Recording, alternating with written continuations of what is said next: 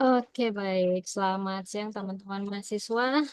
Eh, Sekarang sudah pukul 13.30. Sesuai jadwal aja kita mulai teorema untuk tab yang bagian kedua. Kalau yang bagian kedua kan tentang analisis dua ya. Nanti 2 jam ke depan berarti kita sampai pukul 15.30. 13.30 sampai 15.30 nanti kita akan bahas tentang eh, tab yang bagian analisis. Ini suara saya terdengar jelas ya. Kalau misalnya suara saya agak remang-remang atau kurang jelas, bisa kasih tahu saya ya, supaya saya bisa tahu.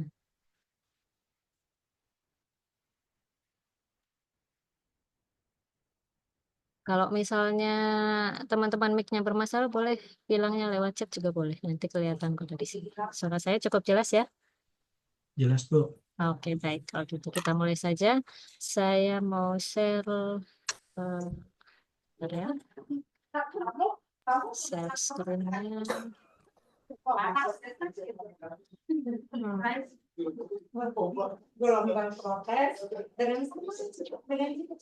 Oke, sudah kelihatan ya. Nah, ini yang bagian kedua. Ini tab untuk tab yang terakhir ya untuk kurikulum yang lama nih. Kurikulum yang baru juga nanti tetap ada analisis sebetulnya. Cuman untuk yang sekarang teman-teman fokus di dua bahasan saja ya. Kalau untuk yang bagian analisis cukup fokus ke dua bahasan aja. Karena itu yang nanti keluar dalam ujian. Nah, bahasan yang pertama itu tentang pendiferensialan ya. Apakah fungsinya terdiferensial atau tidak gitu. Dan yang kedua itu nanti tentang eh, yang kedua yaitu tentang himpunan kompak.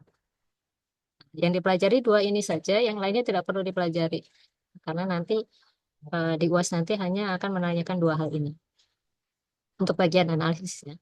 Nah, patokannya atau rujukan utamanya buku analisis 2 yang karyanya Sumantri. Tapi kalau misalnya teman-teman menggunakan buku rujukan lain juga tidak apa-apa. Tapi yang utama itu cukup yang modulnya itu yang analisis 2. Nah, pertama kita mau bahas tentang yang diferensial dulu. Tapi yang perlu diketahui sama teman-teman itu adalah untuk diferensial ya, yang utama itu tentang definisinya. Oh, suara saya hilang ya? Sekarang masih ada suara saya ya? Masih, Bu, tapi Oh, ngadet. ngadat ya? Oh, sebentar, saya coba cabut dulu yang ini.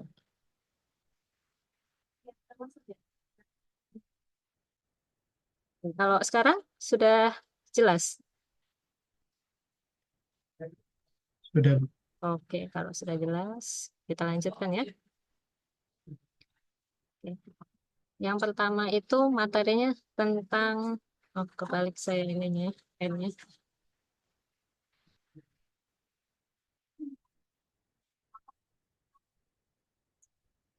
Ya, ini tentang pendiferensialan.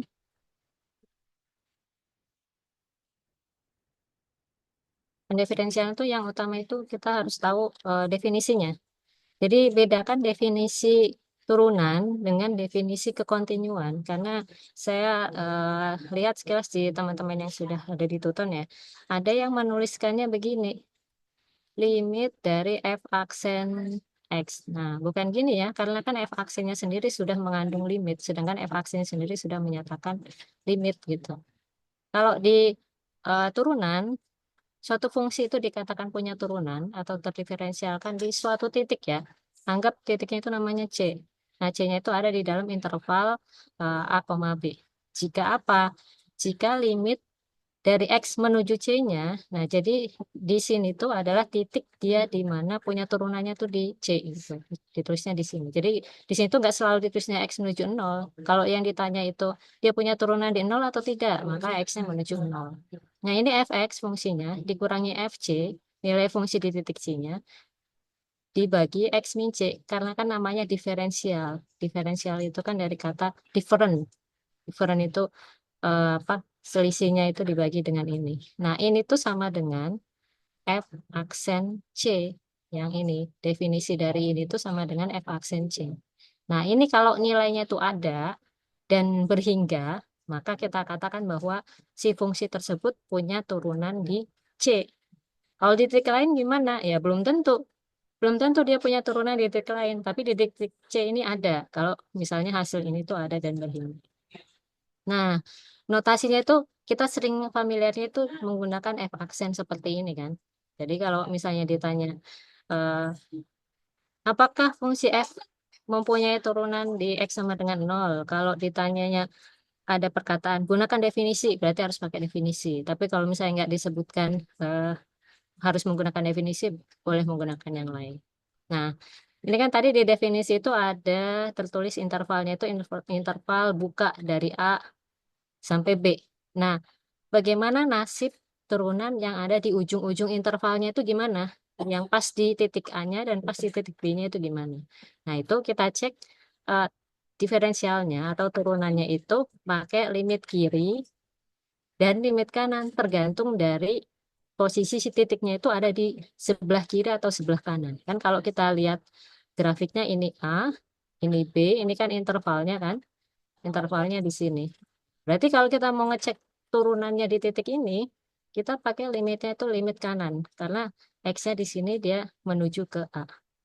Nah, terus kalau misalnya yang di B, nah ini berarti kita pakai limitnya limit kiri.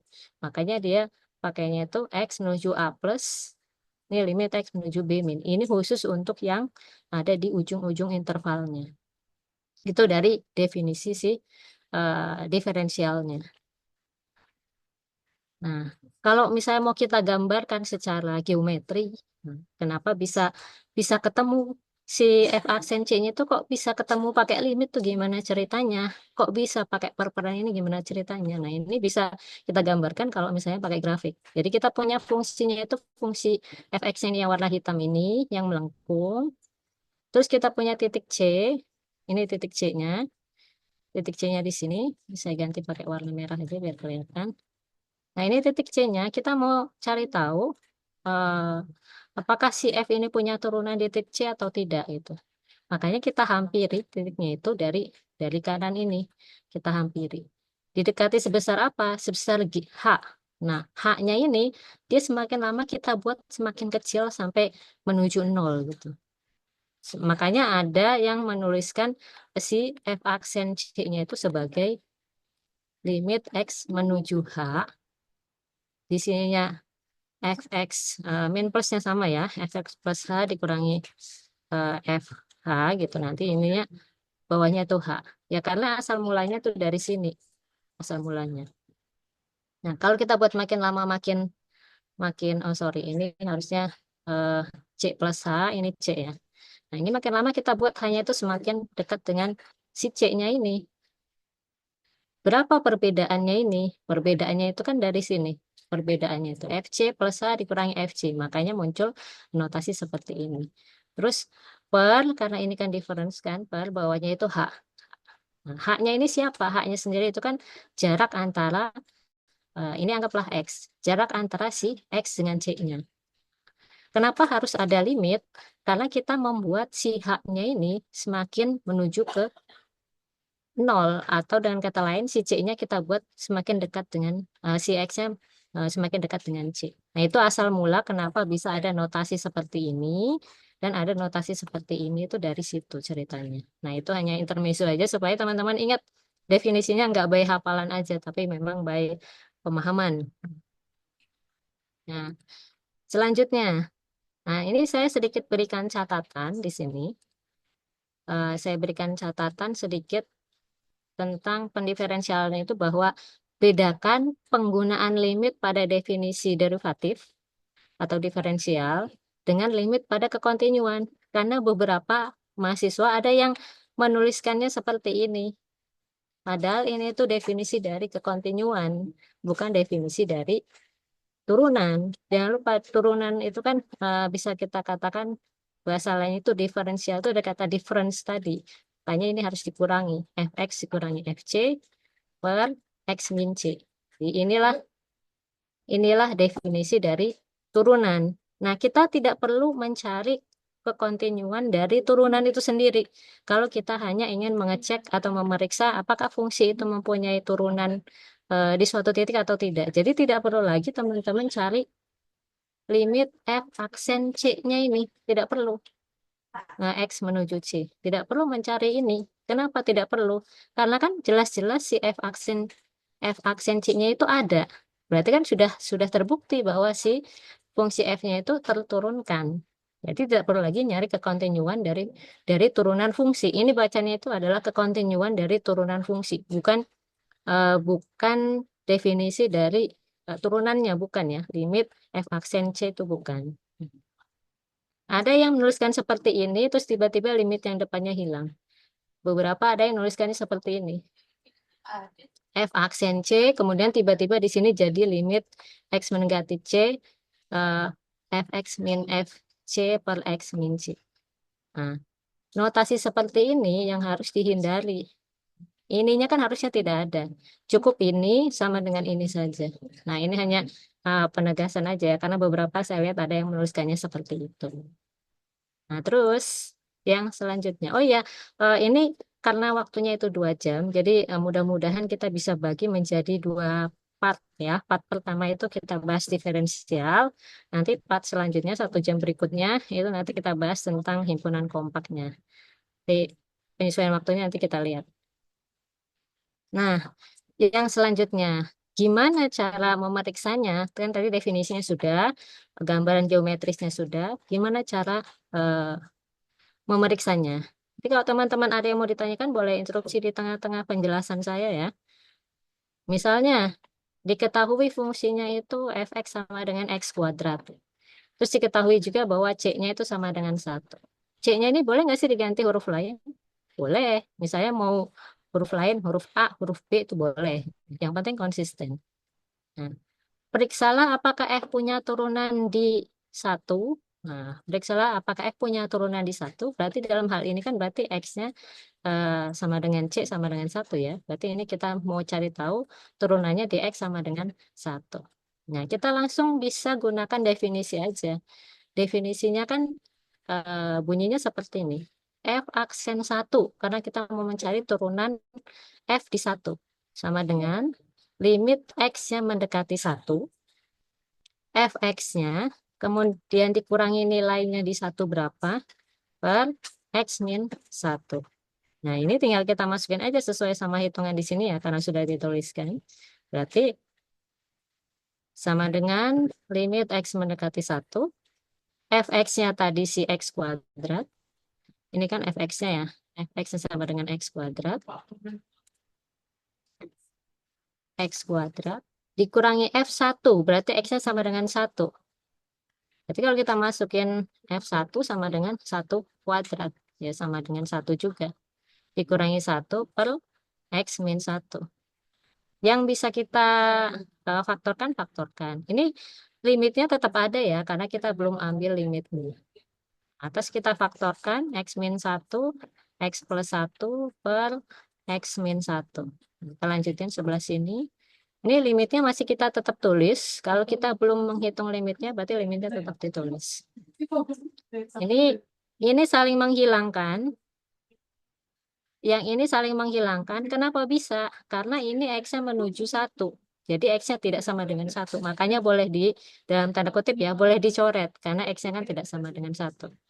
Kalau sama dengan 1 ini nggak boleh dicoret. Karena kan nggak boleh kita melakukan operasi 0 bagi 0. Nah, berarti sisanya tinggal limit X menuju 1, X plus 1. Nah, ini hasilnya apa? Berarti kan kita bisa masukkan ini 1 tambah 1 sama dengan 2. Karena nilainya itu ada dan real, berarti kita katakan bahwa CF-nya itu punya turunan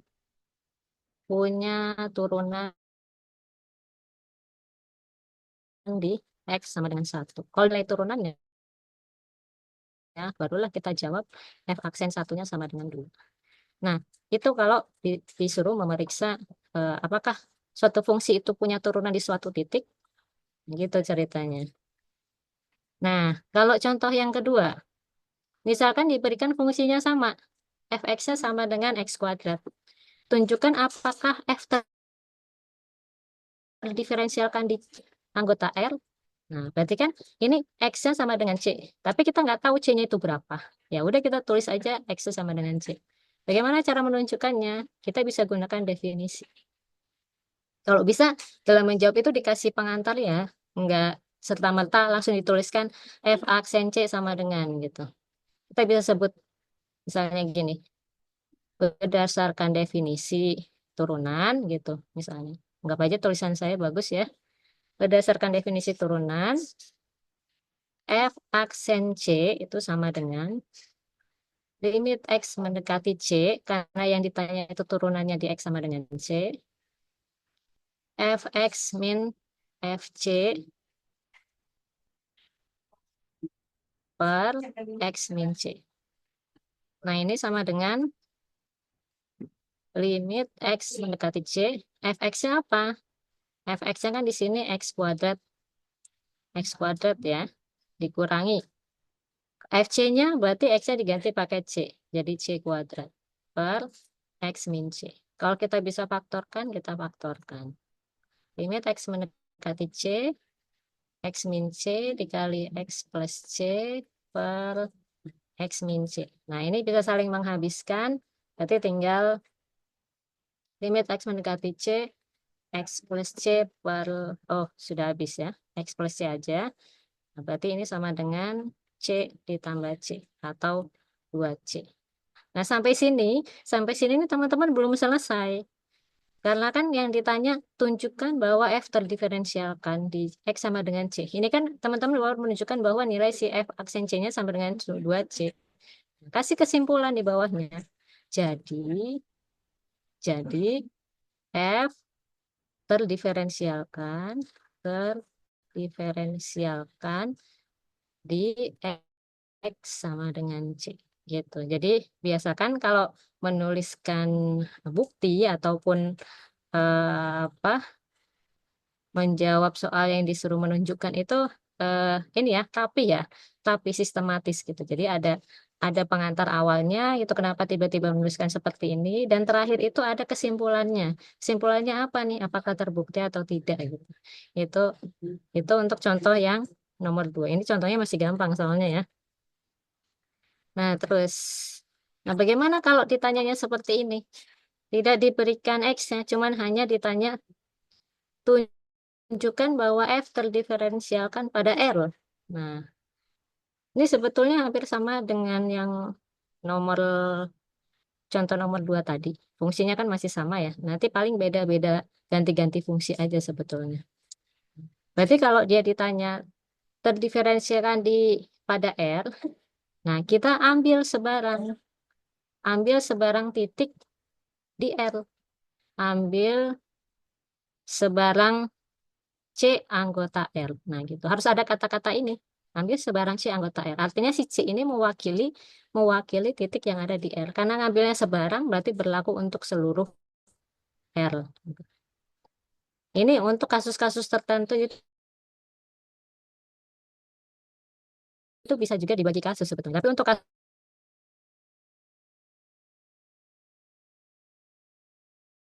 kan dia terdefinisi. Ambil sebarang R akan ditunjukkan F terdiferensialkan nah, pada R gitu. Terus berdasarkan definisi berarti F aksen C itu sama dengan ini proses ke bawahnya itu sama kayak contoh yang 2 tadi sebetulnya. Limit X mendekati C Fx min Fc per X min C. Nah, sama ya ke bawahnya karena kan fungsinya sama dengan yang tadi. X kuadrat min C kuadrat per X min C. Ini sama dengan limit X mendekati C X min C dikali X plus C per X min C. Ini saling menghabiskan. Kemudian ini masih sama dengan limit X mendekati C, X plus C. Nah, sama dengan C tambah C atau 2C. Nah, kasih kesimpulan. Jadi, F terdiferensialkan pada R. Pada R. Nah, itu. Nah, seperti itu kira-kira apa, cara menunjukkannya. Oke, sampai sini belum ada pertanyaan ya. kita lanjut nih. Saya mau menekankan bahwa ada, karena ini ngomongnya di R ya, karena ini ngomongnya di R. Nah, ada teorema yang mengatakan bahwa jika suatu fungsi itu terdiferensialkan di suatu titik, maka otomatis fungsi tersebut kontinu. Kenapa? Karena memang kan tadi definisi secara geometris kita bisa lihat ya, definisi dari diferensial itu menyumbang dari definisi kontinu sebetulnya. Jadi jika F-nya terdiferensialkan, maka si F-nya itu kontinu. Tapi tidak berlaku sebaliknya. Kalau misalnya F-nya kontinu, belum tentu F-nya terdiferensialkan. Kenapa kok di modul itu dituliskan harus ditunjukkan dulu F-nya kontinu? Karena kontinu, kalau kalau misalnya teman-teman menunjukkan bahwa si suatu fungsi itu kontinu atau tidak, dan ternyata hasilnya itu tidak kontinu, otomatis si fungsinya itu jadi tidak terdiferensialkan. Tapi beda cerita kalau misalnya si F-nya itu kontinu. Berarti teman-teman tetap harus mengecek bahwa fungsi tersebut terdiferensialkan atau tidak. Nah, contohnya, misalnya nih ada fungsi. Fungsinya itu nilai mutlak dari X. Nah, untuk menunjukkan bahwa si fungsi ini tidak terdiferensialkan di X sama dengan 0, kita cukup tunjukkan bahwa fungsi ini tuh tidak kontinu. Dari gambar ini kita kelihatan ya bahwa si f aksen X-nya itu dia berbeda. Si f X-nya itu dia menuju sini, lihat, lancip.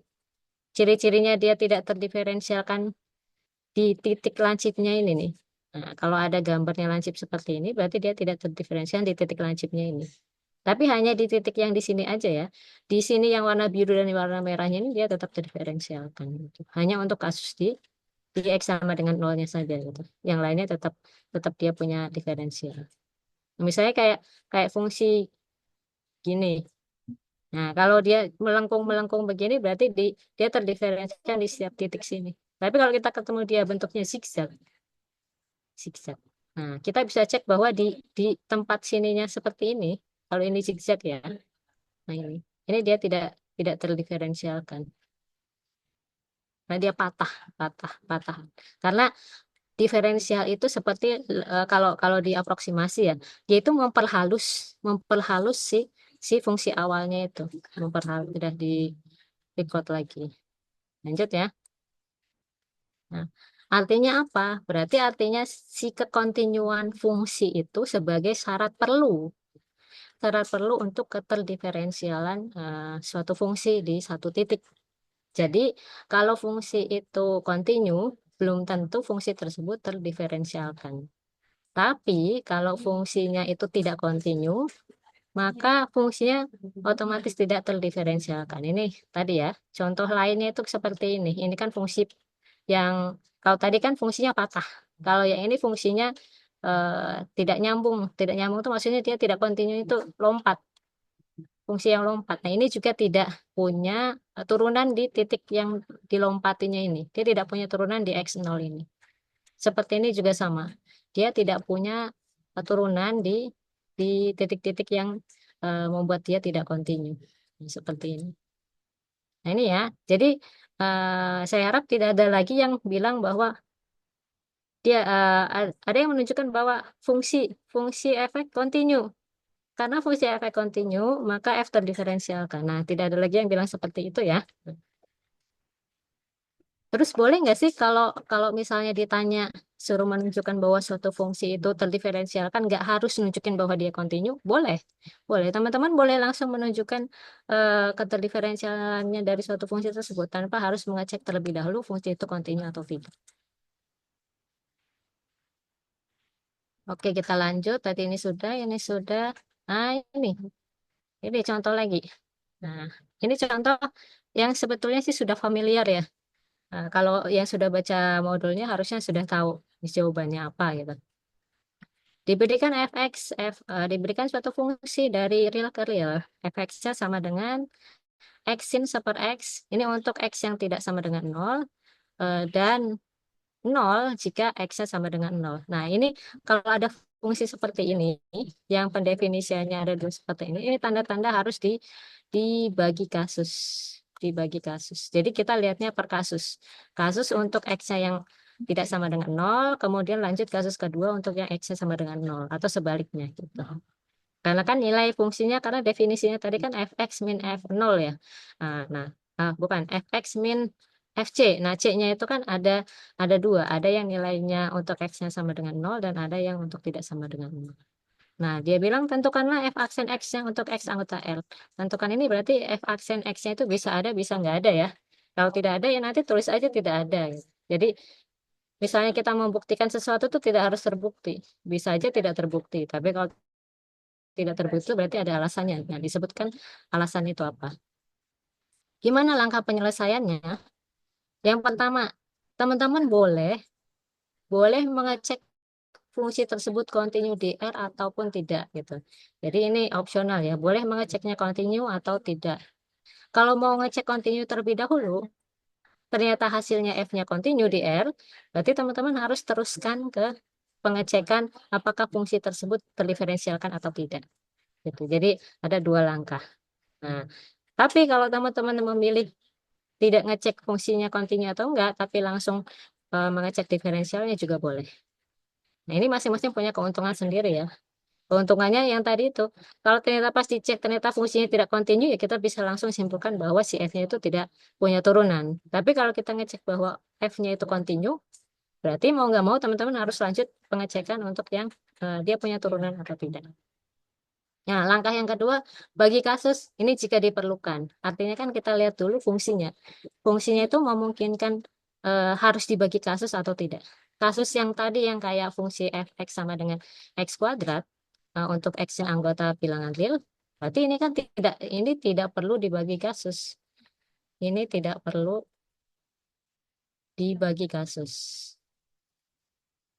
Karena kan definisi untuk sebarang x anggota bilangan real itu sama, yaitu x kuadrat. Nah, tapi kalau untuk fungsi yang seperti ini, dia kan definisinya ada dua ya. Nah, berarti kita bagi kasus berdasarkan definisi dari si fungsinya. Gimana kalau seandainya ketemu fungsi yang seperti ini? Fx sama dengan, ini bisa fx, bisa fy, bisa f, apa saja, ini cuman huruf ya. X ini cuman huruf. F juga cuman huruf melambangkan fungsinya gitu. Bisa aja diketahui nantinya gx atau hx, nah, itu nama huruf. Nama fungsi aja. Hurufnya itu untuk mewakili nama dari fungsi tersebut. Misalnya diketahui di sini fx sama dengan x kuadrat untuk x-nya lebih dari sama dengan satu. Terus ada lagi di sini eh, x plus x min satu. Ini untuk yang X-nya ada di antara 0 sama 1 gitu misalnya. Terus di sini 0 untuk X-nya kurang dari, nah, ini misalnya pakai sama dengan ya, kurang dari 0. Misalnya ada tiga gini, bagaimana kita eh, memeriksa keterdiferensialannya? Berarti kita harus bagi kasus berdasarkan definisinya ini. Nanti ini kasus pertama, ini nanti kasus kedua, ini nanti kasus ketiga. Kalau dari tiga kasus tersebut ternyata tiga-tiganya terdiferensialkan, artinya kita bisa ambil kesimpulan bahwa F-nya itu terdiferensialkan di seluruh R. Tapi kalau ada salah satu yang tidak terpenuhi, kita berarti hanya kita bisa mengatakan bahwa dia terdiferensialkan di seluruh R. Hanya terdiferensialkan di eh, X lebih dari satu atau apa itu tergantung dari hasilnya ini. Nah, gitu ya. Terus bagaimana cara menyelesaikan ini? Itu pertama, pertama misalnya untuk X-nya tidak sama dengan nol, misalnya kita mau ngecek untuk X-nya tidak sama dengan nol. Nah, untuk tidak sama dengan nol berarti kan kita pakai yang atas. Ini kita bisa pakai sifat-sifat turunan sebetulnya. Sifat-sifat turunan kan ada turunan yang eh, bentuknya itu penjumlahan dua fungsi ya. Masih ingat yang U kali V. Nah, ini kan turunannya apa? U aksen V ditambah U V aksen. Kita bisa gunakan sifat-sifat turunan ini sebetulnya. Jadi kita bisa bisa berargumen bahwa karena F itu merupakan penjumlahan penjumlahan oh salah bukan penjumlahan perkalian merupakan perkalian perkalian dua fungsi, maka berdasarkan berdasarkan sifat turunan. Nah, kita peroleh F aksen, eh, ini tambahin atasnya ya kan, untuk X tidak sama dengan 0, kita mau pakai istilahnya X boleh, kita mau pakai istilah yang lain juga boleh, mau pakai X juga boleh. F aksen X sama dengan limit X mendekati eh, C gitu ya, F X min F C per X min C. Oh sorry, ini definisi, saya maunya pakai, kalau pakai definisi dia bisa panjang, jadi pakai sifat aja. F aksennya itu sama dengan U aksen V ditambah UV aksen kan. Mana yang jadi U? Misalnya ini U, yang ini V. Berarti U aksennya itu apa? U aksennya itu 1 sin 1/X ditambah X. Nah, turunan sin itu kan cos ya. Cos 1/X dikali sama turunan si 1/X-nya. Nah, turunan 1/X itu kan berarti min 1/X pangkat 2 ya. Nah, ini berarti jadinya sin 1/X ditambah min kali min berarti jadinya eh, plus kali min jadinya min ya. Saya tulis di depan aja. Minus, ini saya kedepanin, ini kan bisa saling menghabiskan ya sama yang pangkatnya ini. Jadi 1/X plus 1/X. Nah, ini kita tidak harus menyelesaikan sampai akhir. Kita hanya memastikan bahwa nilai si ini tuh ada. Nilai ini tuh ada nggak sih? Nilai ini tuh ada nggak sih? Ada nggak sih nilainya? Nah, ini kan berlakunya untuk apa? Berlakunya untuk X-nya tidak sama dengan 0. Nah, berarti ini satu per, bukan ini tuh bukan 1/0 berarti ya, 1/X, tapi X-nya tidak sama dengan 0. Artinya nilai sini itu ada, ada, dan berhingga. Jadi kita tidak harus menyelesaikan ini sampai akhir. Kita hanya pengen tahu, karena kan memang di sini tulisannya X ya. Jadi ini masih sebarang nilai untuk X-nya yang tidak sama dengan 0. Nah, kalau ini nilainya ada dan berhingga, berarti kita bisa bisa simpulkan untuk kasus yang pertama. Jadi F-nya terdiferensialkan untuk X-nya tidak sama dengan 0. Baru lanjut yang kedua. Lanjut yang kedua yaitu untuk kasusnya yang X-nya sama dengan 0. Untuk kasus X sama dengan 0 lebih mudah menggunakan definisi. Berdasarkan definisi kita punya apa? Kita punya F aksen 0, karena kan X-nya sudah spesifik 0 ya. Jadi kita langsung tulis saja di sininya 0. Soalnya kalau belum spesifik seperti ini, boleh dituliskannya X. Sama dengan limit X mendekati 0, Fx min F0 per X min 0.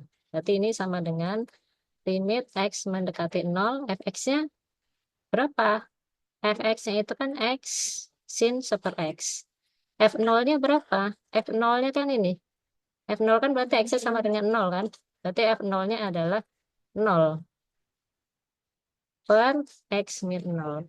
Berarti ini sisanya tinggal limit X mendekati 0, X sin 1/X dibagi X ya. Mana yang bisa dicoret? Yang bisa dicoret itu yang ini ya. Yang ini dengan yang ini. Bukan yang ini dengan yang ini. Karena kan 1/X ini dia nempel di sini. Berarti kan sisanya tinggal, wah nggak muat nih, X mendekati 0 dari sin 1/X. Ada nggak nilainya dari limit, kalau kita ambil limitnya sin 1/X ini? Nah, ini kan nilainya tidak ada, ini nilainya tidak ada. Nah, karena nilainya tidak ada, ini saya lanjut ke atas ini ya. Tetap harus dituliskan kesimpulannya itu apa, supaya nanti, ini kita ngomongin misalkan ujian ya, supaya nanti pas ujian, yang mengoreksi itu kan belum tentu saya, gitu. Bisa saja orang lain yang mengoreksi. Nah, supaya si si korektor itu tahu maksud tulisan Anda itu. Yang pertama kan berarti sudah disimpulkan bahwa F-nya terdiferensialkan untuk S tidak sama dengan 0. Berarti dari kasus yang kedua, jadi F-nya tidak terdiferensialkan untuk X-nya sama dengan 0. Nah, terus kasih kesimpulan terakhir. Karena yang ditanya adalah tentukanlah F aksen X untuk X anggota R. Di sini kan yang ditanyakan untuk X anggota R. Sedangkan ini tidak berlaku untuk semua X anggota R. Berarti kesimpulan terakhirnya jadi F-nya terdiferensialkan pada R tanpa 0 gitu. Boleh tuliskan di sini. Dan F aksen X-nya itu sama dengan yang ini tadi. Sin seper X dikurangi seper X cos seper X. Gitu. Jadi bisa dituliskan seperti itu. Nah, itu untuk contoh yang nomor 5. Mungkin ini masih masih tidak masalah ya. Saya lihat di tutornya yang sudah saya lihat-lihat gitu. Sepertinya soal diskusinya juga tidak tidak ini ya, tidak terlalu bermasalah ya, karena rata-rata ternyata bisa bisa mengerjakannya dengan baik. Walaupun ada beberapa yang tadi saya sudah sampaikan ya, ada yang salah notasi tadi itu. Terus ada juga yang salah definisi gitu. Jadi masih mencantumkan definisi kekontinuan, bukannya definisi dari diferensial. Nah, kita lanjut. Kalau soalnya seperti ini gimana? Ini sebetulnya serupa dengan contoh yang sebelumnya. Kenapa? Karena dia bentuknya juga sama.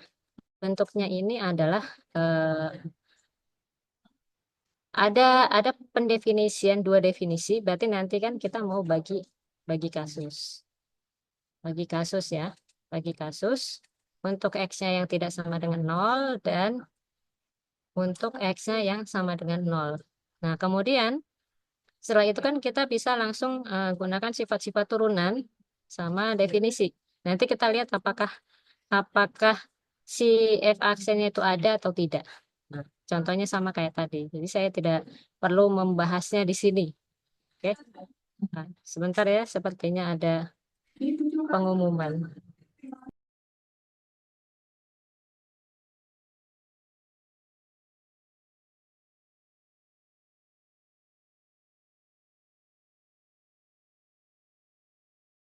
Tahu sambil nunggu pengumuman, ada yang bisa jawab ini terdiferensialkan pada R atau tidak. Boleh ditulis di chat kalau yang mic-nya tidak bisa ya.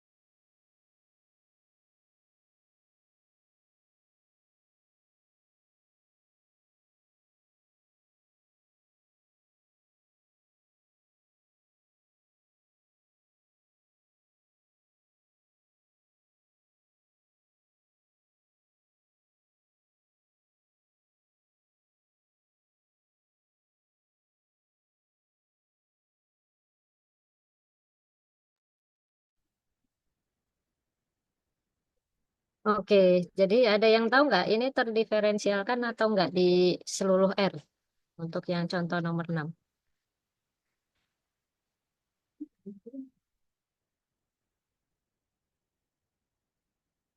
Kalau yang mic-nya nggak bisa, boleh ditulis di chat ya, terdiferensialkan atau enggak.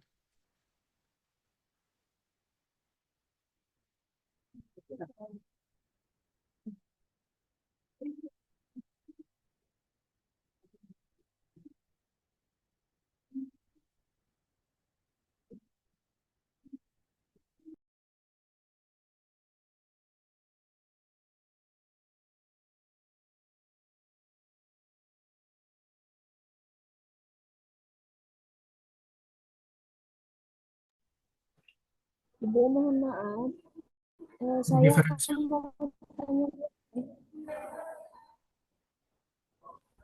Ya, di, di belakang sebenarnya ada pengumuman, semoga nggak kedengaran ya di sana. Oke, terdiferensialkan Bu. Ada juga tadi jawab ya, terdiferensialkan. Ya, untuk kasus X kuadrat cos per X ini terdiferensialkan. Nah, kalau seandainya ada pertanyaan seperti ini, saya tanya, kalau untuk membuktikannya kan tadi ya, kayak contoh sebelumnya ya, jadi nggak masalah. Di diskusi juga sudah disebutkan itu, contohnya seperti ini. Kalau saya punya fungsinya seperti ini, fx sama dengan, saya tambahkan nih, yang sebelumnya itu x sin seper x, x sin seper x, ditambah x kuadrat cos seper x. Nah, ini untuk yang x-nya tidak sama dengan nol, kemudian ini untuk yang x-nya sama dengan nol. Nah, saya tanya, ini terdiferensialkan atau enggak? Terdiferensialkan pada R ya, pada seluruh R atau tidak? Nah, kalau misalnya ada soalnya seperti ini, kira-kira terdiferensialkan pada R atau enggak?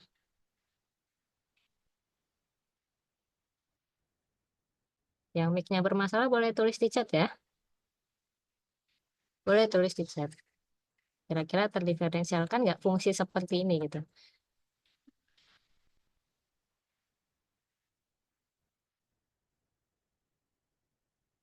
Maaf yang itu belum paham. Oke. Ada yang bisa nebak? Nebak dulu. Kalau belum paham boleh nebak dulu. Saya kalau mau debat sih terdiferensialkan, Bu. Kalau mau nebak terdiferensialkan. Nah, kenapa bisa? Ini saya tanyanya di R ya, di seluruh R. Nah, yang ini kan terdiferensialkan di seluruh R, ya kan? Yang ini terdiferensialkan di seluruh R enggak? Contoh yang sebelumnya kan tadi sudah dibuktikan ya, bahwa si F-nya ini terdiferensialkan hanya di R tanpa nol. Yang ini ternyata terdiferensialkannya di X anggota R tanpa nol. Nah, kalau ini terdiferensialkan di seluruh R. Nah, kalau ada seperti ini ternyata dijumlahkan, kira-kira dia terdiferensialkan di seluruh R atau enggak? Oh, berarti tidak ya, Terdi- betul. Nah, berarti tidak terdiferensialkan. Kenapa? Karena si fungsi yang pertama ini, dia di nol itu tidak terdiferensialkan. Akibatnya kan dia tidak terdiferensialkan di seluruh R, karena pertanyaannya itu adalah di seluruh R. Gimana buktinya? Buktinya tinggal Anda gabungkan aja. Nah, nanti kan seperti pada saat menjawab yang ini. Ini kan berarti nanti untuk yang X tidak sama dengan nol, nanti ditambahkan aja untuk fungsi sebelahnya. Kan kalau penjumlahan dari dua fungsi itu tidak seperti perkalian ya. Kalau perkalian kan merubah bentuknya kan. U kali V kan sama dengan U aksen V ditambah UV aksen. Tapi kalau kalau turunan misalnya gini, U ditambah V kan tetap turunannya jadi U aksen ditambah V aksen kan. Jadi nanti Anda tinggal jumlahkan aja turunan dari ini ditambah turunan dari ini. Nah, karena yang ininya aja tidak terdiferensikan di nol, otomatis penjumlahan dari ini tidak terturunkan di X sama dengan nol. Tuh. Nah, ngerti ya maksud saya? Bu, Ah, maaf mau ya, nanya. silakan. Dia tidak terdiferensialkan karena pertanyaannya itu di semua R ya, Bu. Ya, betul. Pertanyaannya itu di semua R. Jadi kalau kalau ditanya dia tidak terdiferensialkan pada R, ya. Jadi ada belakangnya pada R. Tapi F terdiferensialkan pada R tanpa nol. Nah, itu lengkapnya seperti itu. Jadi kalau ditanya ini jawabannya apa? Jawabannya F tidak terdiferensialkan pada R, tetapi F itu terdiferensialkan pada R tanpa nol gitu. Oke ya, cara membuktikannya bisa ya. Kalau ada soal seperti ini. Ya, Bu. Terima kasih, Bu. Oke, kalau misalnya saya punya fungsi lain, fungsinya ini seperti ini misalnya. Fx sama dengan, saya bagi dua lagi. X sin seper X ditambah X cos seper X. Nah, ini untuk yang X-nya tidak sama dengan 0. Itu satu lagi untuk yang X-nya sama dengan 0. Nah, ini terdiferensialkan di R atau tidak? Terdiferensialkan pada R atau tidak? Kalau yang ini, kira-kira.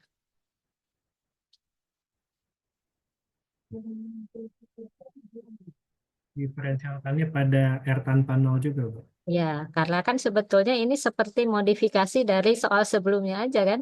Kalau kita kalikan kan dia sama aja kayak X sin super X ditambah eh, X kuadrat cos super X. Ya, betul. Walaupun ini misalnya ada tiga fungsi lagi misalnya. Ya tinggal cek aja satu-satu karena kan tadi itu U ditambah V ditambah W misalnya. Ini kan turunannya tetap penjumlahan. U aksen ditambah V aksen ditambah W aksennya. Gitu ya. Nanti kan maksud saya ya.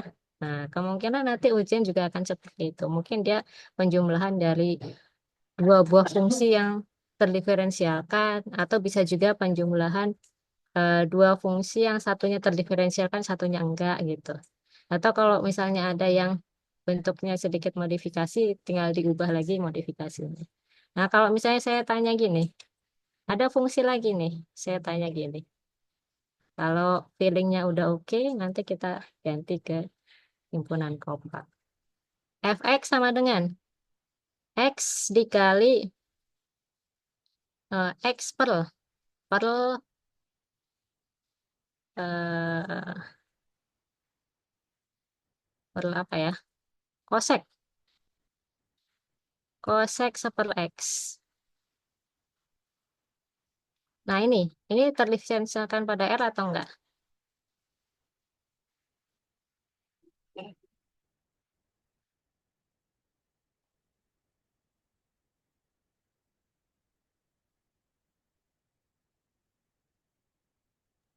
Dia terdiferensialkan tapi tidak pada nol karena dia sama dengan X dikalikan sin per X. Ya, oke gitulah kira-kira. Jadi mungkin saja dia bentuknya itu bukan sin atau cos, bisa aja kosek atau sekan gitu. Tapi yang penting kita bisa tahu bagaimana cara memeriksa keterdiferensialkannya itu menggunakan sifat-sifat turunan ataupun definisi turunan ya.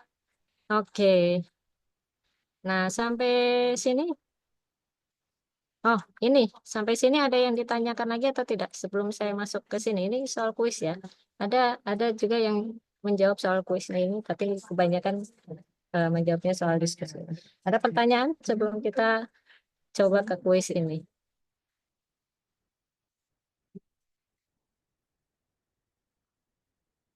Kalau tidak ada, berarti saya anggap sudah paham semua ya. Nah, sekarang saya tanya, soal kuis ini kan ada di tutornya. Ini terdiferensialkan pada R atau enggak kira-kira? Ini saya kasih gambarnya. Fungsi fx sama dengan super x itu kira-kira seperti ini. Nah, kira-kira dia kalau ngelihat dari gambar saja, kelihatan nggak dia bakal terdiferensialkan di mana kalau dari gambar?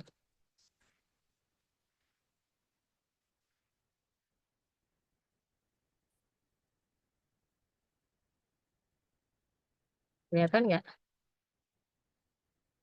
Berarti kan nanti ada untuk kasus yang X-nya tidak sama dengan nol, sama untuk X-nya sama dengan nol. Sebetulnya dari gambar ini udah kelihatan. Untuk X sama dengan nol kan di sini. Bagaimana sifat si fungsinya ini, perilaku si fungsinya ini pada saat X-nya sama dengan nol. Perilaku fungsinya ini kan dia apa nih? Dia tidak kontinu. Tidak kontinu pas X-nya sama dengan nol. Karena kan yang satu ke atas, yang satu ke bawah. Nanti limit kirinya tidak sama dengan limit kanan. Tidak kontinu karena nanti limit X menuju 0 dari kiri, dari si fx-nya itu tidak sama dengan limit X menuju 0 dari kanan dari si fx-nya. Nah, kalau dia tidak kontinu, apa akibatnya? Dia tidak terdiferensialkan pada X sama dengan 0. Lalu gimana nasibnya untuk yang X-nya tidak sama dengan 0? Nah, yang tidak sama dengan 0 ini kita bisa cek langsung pakai definisi sebenarnya. Kan definisinya berarti eh, untuk X-nya yang tidak sama dengan 0, anggap aja ambil sebarang C ya, ambil sebarang C anggota R dengan C-nya itu tidak sama dengan 0. Berarti si F aksen C-nya sama dengan limit X menuju C, Fx min Fc per X min C.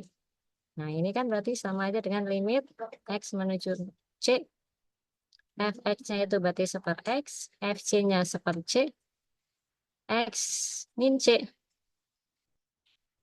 Ini saya tarik ke atas saja takut nggak muat. Ini berarti sama dengan limit X mendekati C. Nah, yang atas sama kan penyebutnya. Jadi XC atasnya berarti C min X ya. Per bawah yang besar ini X min C. Nah, kita kita bagi dengan X min C kan sama aja kayak dia dibalik ya, dikali dengan 1 per X min C. Berarti ini sama dengan limit X mendekati C, C min X per XC dikali 1 per X min C. Nah, ini sama ini kan sepertinya bisa saling menghilangkan. Kita keluarkan aja minusnya. Limit X mendekati C min 1 dikali X min C per XC dikali X min C. Nah, ini bisa saling menghilangkan. Sisanya tinggal min 1 per XC. Nah, berarti hasilnya min 1 per C kuadratnya. Karena C-nya tidak sama dengan 0 tadi kan. Ini C-nya tidak sama dengan 0. Berarti ini ada kan. Ada dan berhingga. Artinya dengan kata lain kita bisa simpulkan bahwa jadi F-nya terdiferensialkan pada R tanpa 0. Nah, gitu. Ini untuk jawaban kuis yang ada di Tuton ya. Oke, sampai sini ada pertanyaan untuk diferensial, pendiferensialan.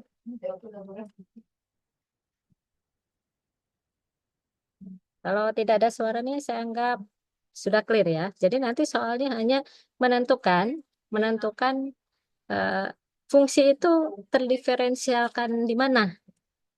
Diferensialkan di R kah? Apa di titik-titik tertentu kah? Gitu. Jadi nggak nggak susah-susah. Semoga nanti teman-teman bisa menjawabnya dengan lancar untuk soal yang ini ya. Tapi tadi itu ya penulisannya diusahakan sistematis dan karena tulis tangan ya, jadi tulisannya usahakan lebih bagus lah, jangan kayak saya gini ya, supaya terbaca tulisannya. Oke, kalau pendiferensialan sudah oke, kita lanjut ke bagian kedua. Bagian kedua itu tentang karena nanti soal tentang analisis ini nanti ada dua soal ya. Ada dua soal. Soal yang pertama tentang diferensial, yang kedua itu tentang himpunan kompak.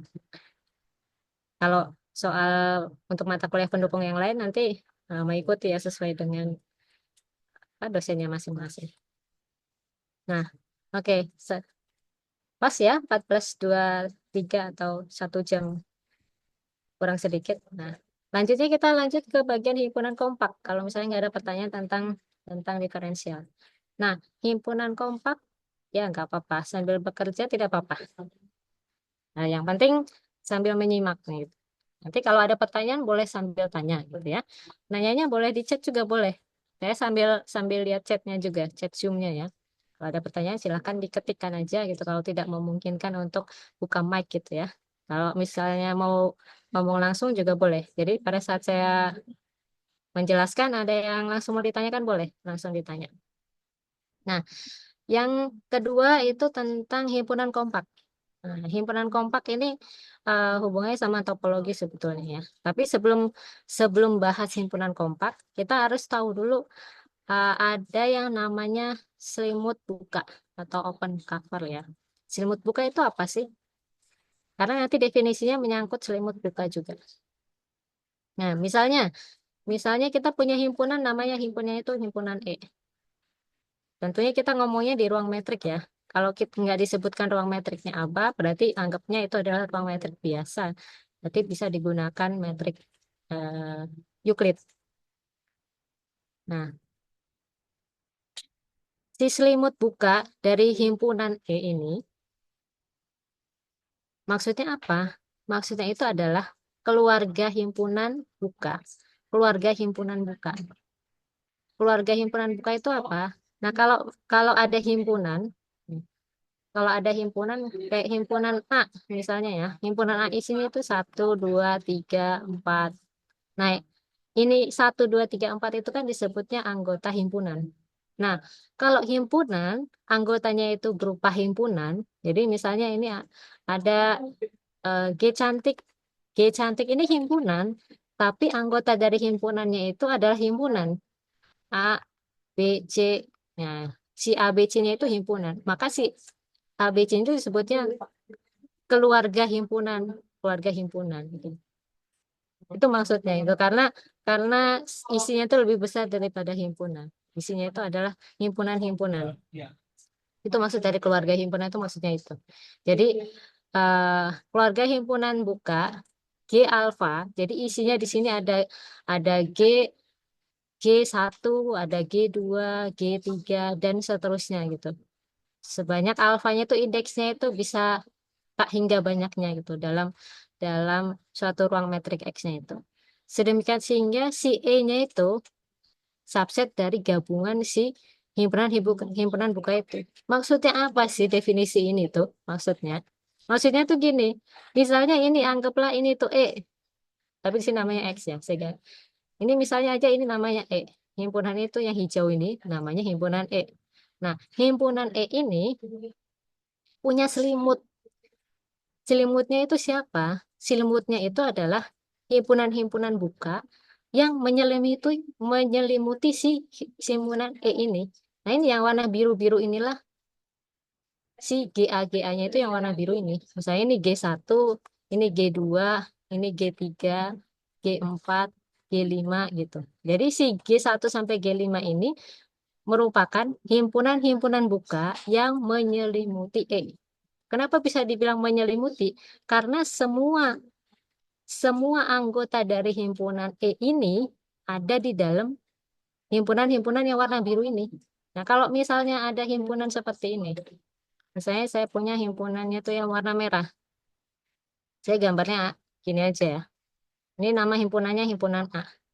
Terus saya punya selimut. Selimutnya selimutnya ada banyak sekali. Tapi dia nggak nutupin full si A. Masih ada bagian yang nggak ketutup. Nih, yang warna kuning-kuning nih, dia nggak ketutup. Ini artinya si selimutnya itu nggak full menyelimuti si A. Artinya si si A-nya itu tidak subset dari anggota si G alfa. Untuk kasus yang ini ya. Untuk kasus yang ini. Itu maksudnya dari definisi ini.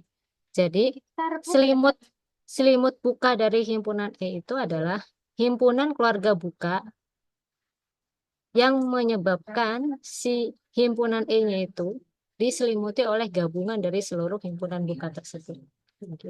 Yang kayak begini, contoh yang kayak begini, ini disebutnya itu bukan selimut buka. Bukan selimut buka, bukan. Ini bukan selimut buka untuk A. Kenapa? Karena si himpunan-himpunan bukanya ini kalau digabungin, ini kan nih, yang warna biru-biru ini, kalau digabungin itu dia nggak menyelimuti A secara utuh gitu. Makanya disebutnya contoh yang kedua ini itu bukan selimut buka untuk A. Nah, terus selimut buka untuk A, misalnya saya contohkan yang E lagi nih. Selimut buka untuk E itu hanya yang seperti ini saja kan? Atau ada yang lain gitu. Nah, bisa saja ada yang lain, ada banyak model selimut buka untuk si E ini. Ini kan kebetulan dia diselimuti oleh 5 himpunan buka, udah cukup. Tapi bisa aja himpunan bukanya itu bisa aja bentuknya yang lain. Misalnya seperti ini. Nah, ini kan berarti ada banyak sekali himpunan buka di sini yang menyelimuti si E. Bisa aja ada yang besar, ada yang kecil gitu. Nah, ada banyak di sini. Entah ini ada berapa himpunan buka di sini. Nah, ini juga sama. Ini yang warna biru yang saya lingkar-lingkarin itu juga kalau dikumpulin semuanya kan namanya gabungan. Gabungan G alfa. G alfanya misalnya yang bulat-bulat ini. Yang bulat-bulat ini namanya G alfa, G1, G2 dan seterusnya. Kalau digabungin semua G ini, dia menjadi menutupi si E. Artinya kalau dituliskan dalam notasi matematika itu berarti E-nya subset dari gabungan seluruh G alfanya itu. Nah, berarti si himpunan G alfa yang ini itu adalah selimut buka untuk himpunan E. Gitu maksudnya. Maksud dari definisi himpunan buka ini. Sampai sini jelas ya? Untuk ilustrasi si himpunan kompaknya. Kalau proposal kan cenderung ke proposal. Nah, saya lanjutkan nih. Nah, ini ilustrasi lain. Dan penelitian. Ini kan berarti kalau yang sebelah kiri, ini himpunannya ini berarti dia juga merupakan selimut buka untuk yang warna coklat ini. Begitu juga dengan yang kecil-kecil ini juga sama. Dia merupakan himpunan buka untuk si himpunan yang warna coklat. Mungkin nggak sih ada bentuk himpunan buka lain yang atau selimut buka lain untuk si himpunan yang warna coklat ini? Mungkin. Jadi ada banyak sekali bentuk dari si selimut buka ini. Makanya muncullah yang namanya definisi 6.6 ini. Jika keluarga G cantik, nah G cantik ini isinya himpunan-himpunan buka. Itu merupakan selimut buka untuk E. Nah, berarti selimut bukanya bisa model ini, bisa model ini, bisa model yang lain. Nah, tapi semua himpunan yang kecil-kecil ini, yang bulat-bulat ini, yang bulat-bulat yang besar-besar ini juga, ini masuk ke dalam anggota si G cantik ini. Nah, terus kemudian ada H. H ini adalah subkeluarga berhingga dari G. Jadi si H-nya ini, H cantiknya ini subset dari G cantik. Berarti ada sebagian anggota di G cantik ini, entah G alfa 1 sampai G alfa berapa gitu. Itu masuk ke H. Dan ternyata si H-nya itu juga merupakan selimut buka untuk himpunan E ini. Nah, maka H-nya itu disebut sub selimut berhingga dari G. Kalau jumlah dari anggota si H-nya ini berhingga. Ini kalau ada yang bingung, boleh tulis di chat juga ya, atau boleh langsung ngomong ya, bahwa saya masih bingung gitu. Karena ini harus pelan-pelan ini. Nah, itu ya tadi ya. Jadi si G cantik ini adalah kumpulan. Kumpulan sih kita bisa sebut sebagai keluarga ya. Kumpulan himpunan-himpunan buka yang menyelimuti E. G cantik ini adalah isinya kumpulan himpunan-himpunan buka yang menyelimuti E. Nah, kemudian ada H. H-nya ini merupakan subset dari si G cantik. Nah, berarti H-nya ini isinya adalah apa? Isinya adalah himpunan-himpunan buka. Isinya himpunan-himpunan buka juga. Himpunan-himpunan buka yang juga selimut buka untuk si E. Karena kan dia bagian dari G cantik. Nah, kalau jumlah dari si H-nya itu anggotanya berhingga, maka disebut subselimut berhingga dari G. Nah, ini yang mengantarkan nanti kita ke definisi himpunan kompak. Definisi himpunan kompak itu nanti berkata bahwa kalau misalnya kita punya sebarang selimut buka, kenapa disebutnya sebarang? Karena selimut buka tadi kan saya bilang bisa ada banyak sekali gitu. Bisa ada banyak sekali, bisa ada tak hingga banyaknya gitu. Si G cantiknya, model G cantiknya ini nanti ada banyak sekali. Maka jika kita ambil sebarang selimut buka untuk satu himpunan, misalnya himpunan E, dan ternyata kita bisa ambil subselimutnya, jumlahnya berhingga buah, maka himpunan E-nya itu nanti disebut sebagai himpunan kompak. Nah, itu definisi dari himpunan kompak itu sebenarnya itu. Kalau misalnya teman-teman pernah dengar ada yang bilang himpunan kompak itu tertutup dan terbatas, nah itu sebenarnya bukan definisi, tapi itu teorema. Teorema yang diturunkan dari definisi tadi. Oke, kita lanjut ya. Nah, ini. Kita lanjut ke definisi himpunan kompaknya sendiri. Jadi, suatu himpunan atau subhimpunan K dari ruang metrik X dikatakan kompak jika setiap selimut terbuka untuk K itu memuat subselimut berhingga. Nah, yang tadi itu ya. Nah, ini contohnya ilustrasinya itu begini. Ini kita punya himpunan K. Yang tadi kan E ya. Ini himpunannya K. Yang warna coklat ini himpunannya namanya K. Ini yang warna coklat itu namanya himpunannya K. Nah, himpunan K ini punya selimut buka. Nah, selimut bukanya ini yang bulat ini. Anggaplah dia itu masuk ke kumpulan himpunan buka G alfa. Kayak ini. Nah, tapi ternyata kita bisa pilih dari sini kita bisa pilih berhingga buah dari G alfa itu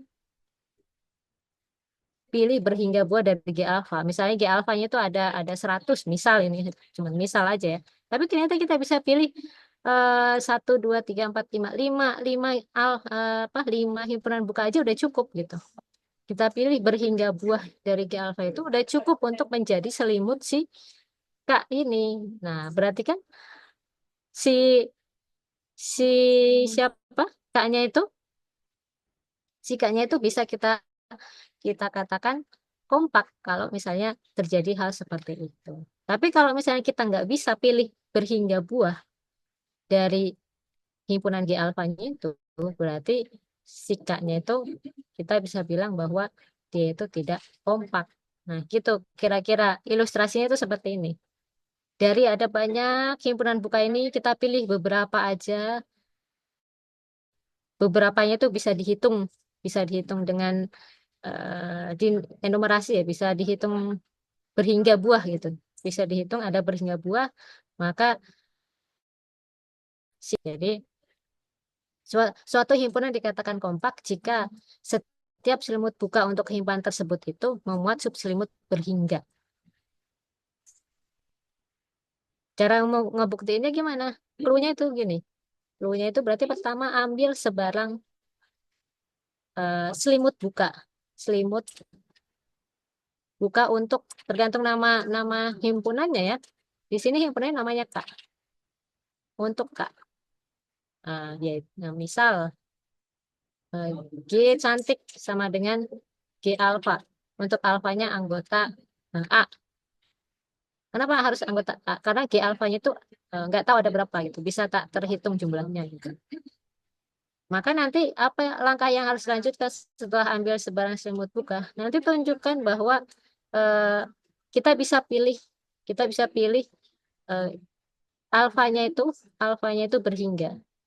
Sehingga nanti sikanya itu masih diselimuti atau subset dari G1 sampai GN gitu. GN-nya kan N-nya itu menandakan bahwa N-nya itu berhingga. Dengan N-nya itu berhingga. Nah, itu nanti arahnya tuh ke sana. Barulah nanti terakhirnya itu bisa dituliskan berdasarkan definisi, maka himpunan K itu kompak. Definisi dia dikenal sebagai sifat Heine-Borel. Nah, nanti dari sifat Heine-Borel ini nantilah muncul yang namanya pernyataan bahwa himpunan kompak itu tertutup dan terbatas. Oke. Kalau ada pertanyaan, langsung boleh tanya ya. Nah, ini langkah-langkahnya tadi saya sudah katakan ya, bahwa untuk menunjukkan suatu himpunan itu kompak dengan definisi tadi. Langkah-langkahnya berarti pertama adalah ambil sebarang selimut buka untuk himpunannya. Dalam hal ini kan himpunan namanya I. Nah, kemudian langkah kedua, nanti tunjukkan bahwa ada subselimut berhingga dari sebarang selimut buka ini yang masih memuat E. Nah, itu kuncinya sebenarnya dua hal itu.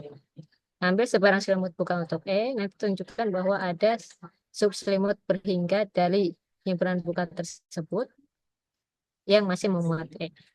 Nah, ini teorema Heine-Borel itu mengatakan bahwa, tapi ini hanya untuk ruang metrik yang lengkap ya. Dalam hal ini sih kita masih ngomongnya ruang metrik lengkap, jadi bisa jadi patokan juga bahwa suatu himpunan itu dikatakan kompak jika himpunan tersebut tertutup dan terbatas.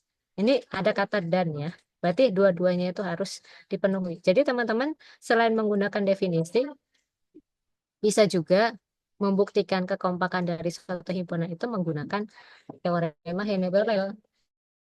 Itu buktikan bahwa himpunan tersebut tertutup, lalu selanjutnya buktikan bahwa himpunan tersebut terbatas.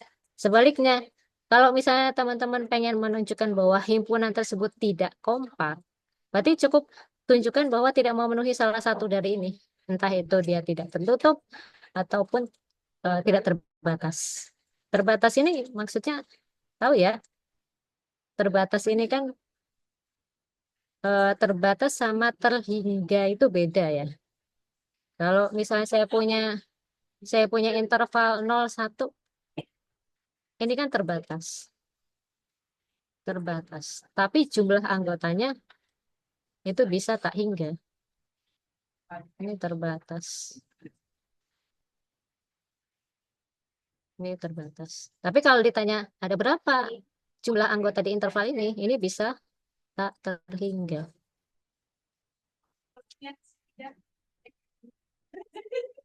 Bedanya terbatas sama terhingga ya.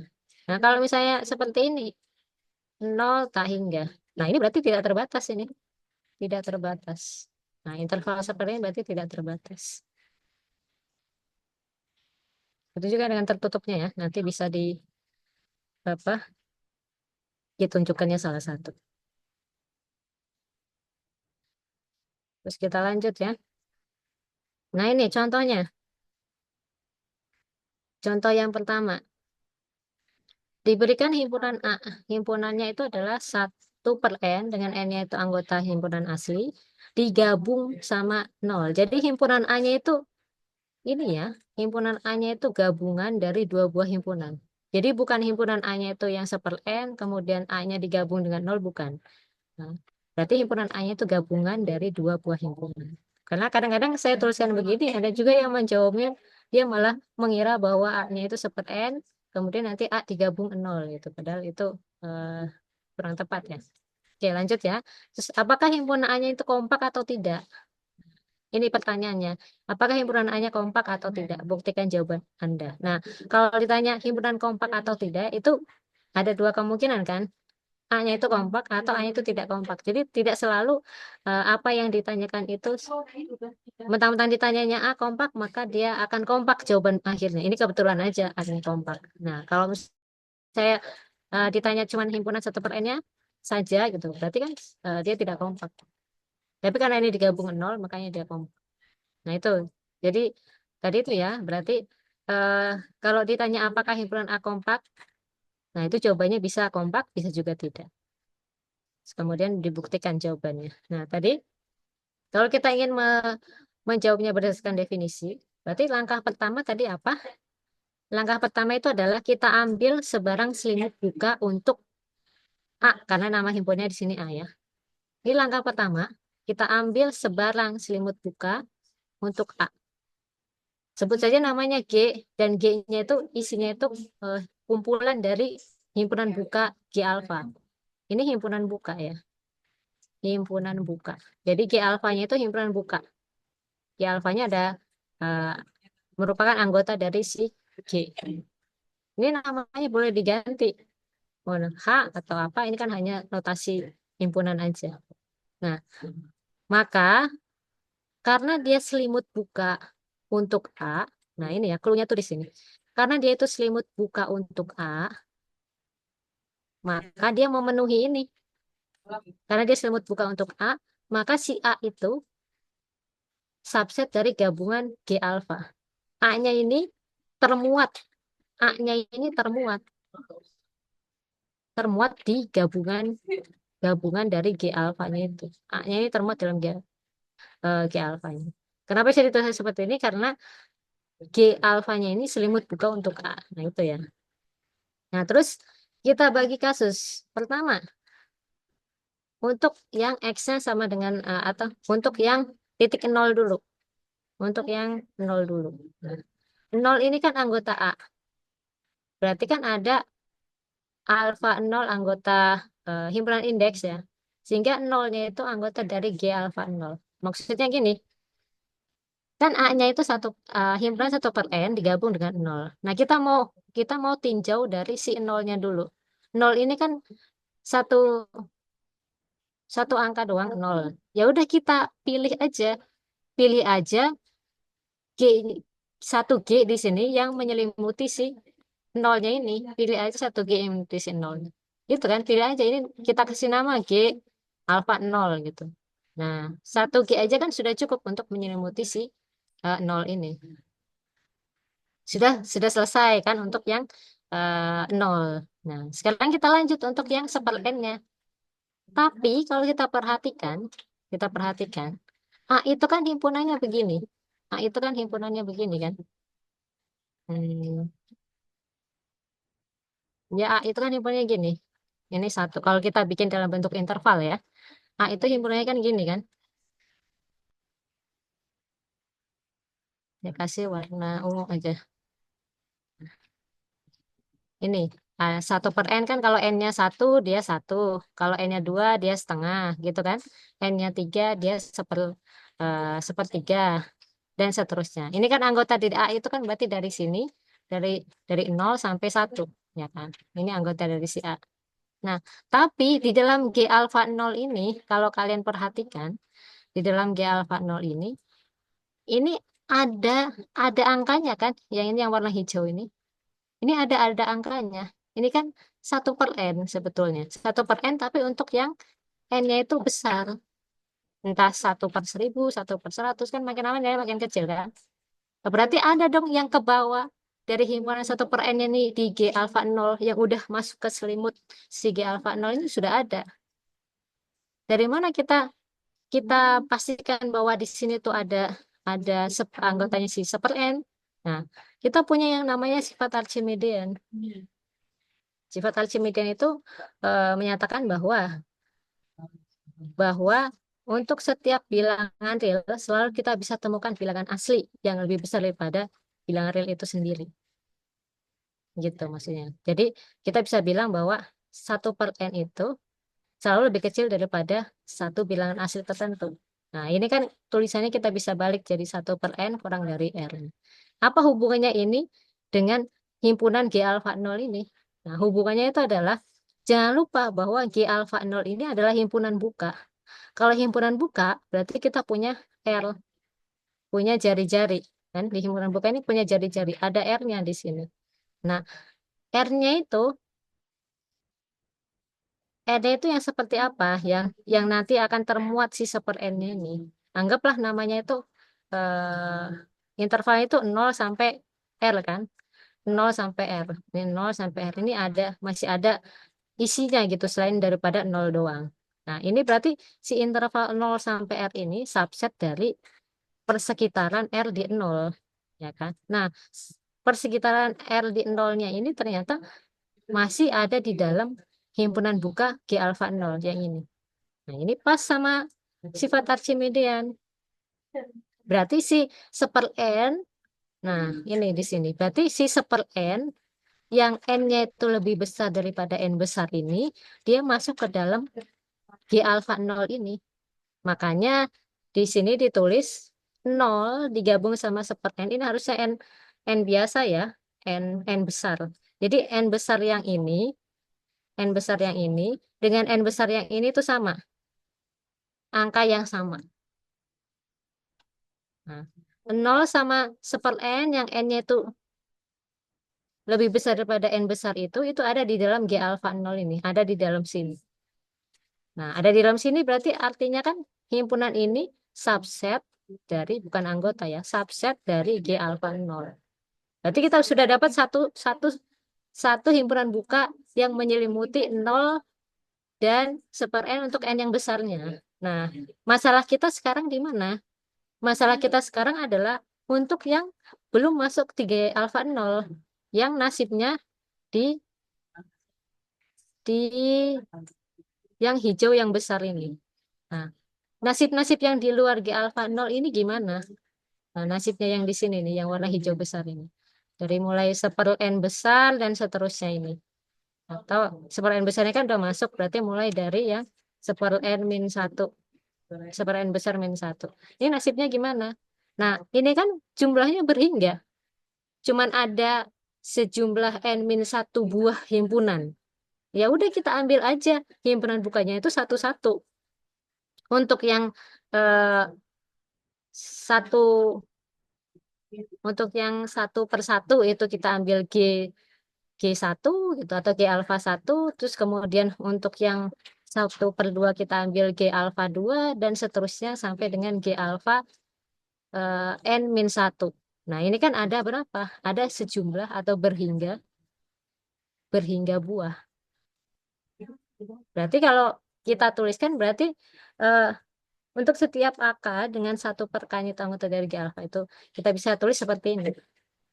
A-nya itu kan gabungan dari 1/n, N-nya anggota bilangan asli digabung sama 0. Nah, si N-nya ini bisa kita pecah menjadi N yang lebih besar daripada N besar tadi dengan N yang mulai dari 1 sampai dengan N-1. Nah, yang ini digabung sama yang ini kan jadinya ini. Ini yang warna kuning ini kalau digabungin kan jadi ini. Nah, dua-duanya kita udah punya si gabungannya kan. Udah punya si selimutnya masing-masing. Selimut yang ini itu diselimuti sama G alfa 0 sudah cukup. Nah, yang sebelah sini ini diselimuti sama gabungan G alfa K. K-nya mulai dari 1 sampai N-1. Ini ada 1, ini ada N-1. Kalau digabungin kan berarti ada N buah himpunan buka G alfa. Artinya G alfanya itu ada berapa? Ada berhingga buah. Ini kan berarti dia berhingga buah. Nah, karena dia berhingga, si si himpunan bukanya itu yang menjadi selimut si A-nya itu ada berhingga buah, bisa kita pilih berhingga buah, maka sesuai definisi kita bisa bilang bahwa A-nya itu kompak. Nah, kira-kira begitu ceritanya. Bagaimana cara membuktikan suatu himpunan itu kompak dengan menggunakan definisi. Gitu. Sampai sini ada pertanyaan?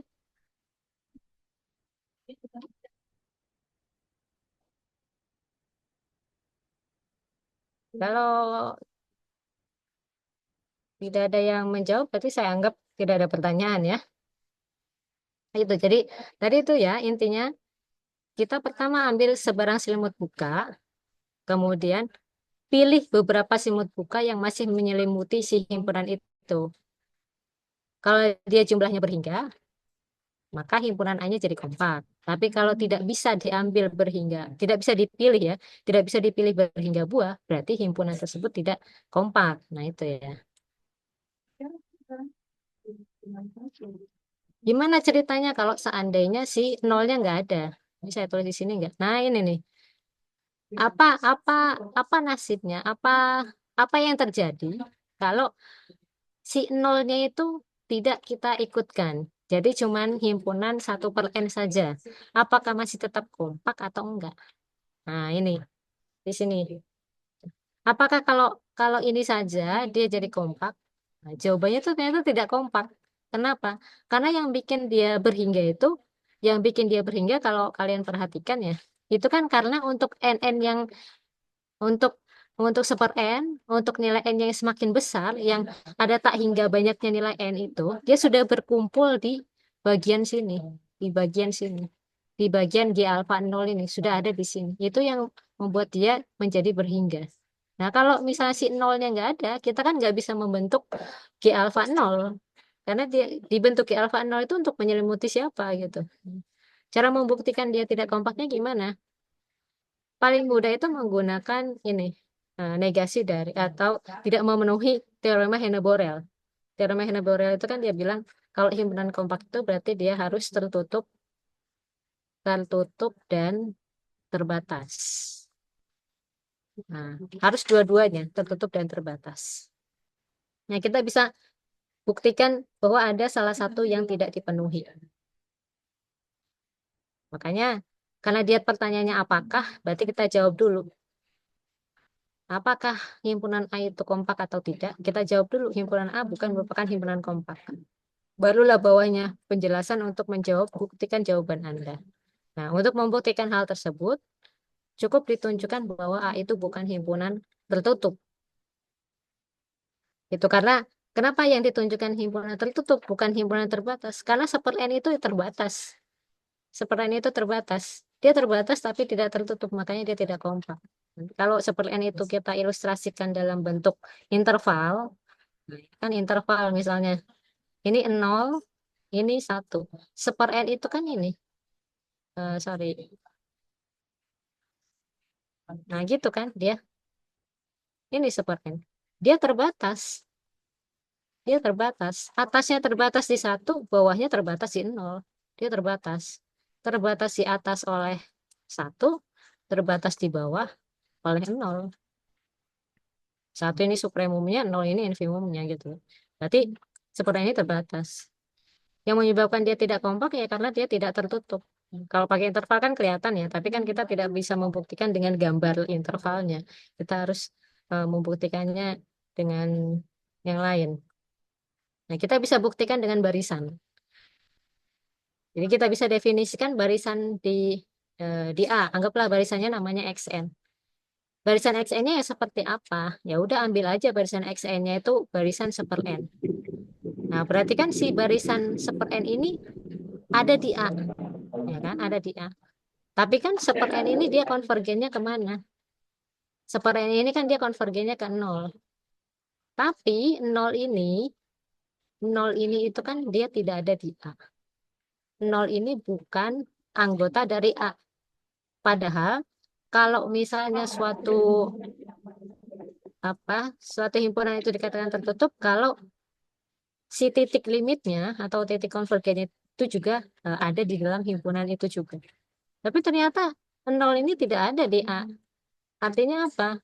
Artinya titik limit A ini tidak termuat di A. Hal ini menunjukkan bahwa A-nya himpunan tertutup.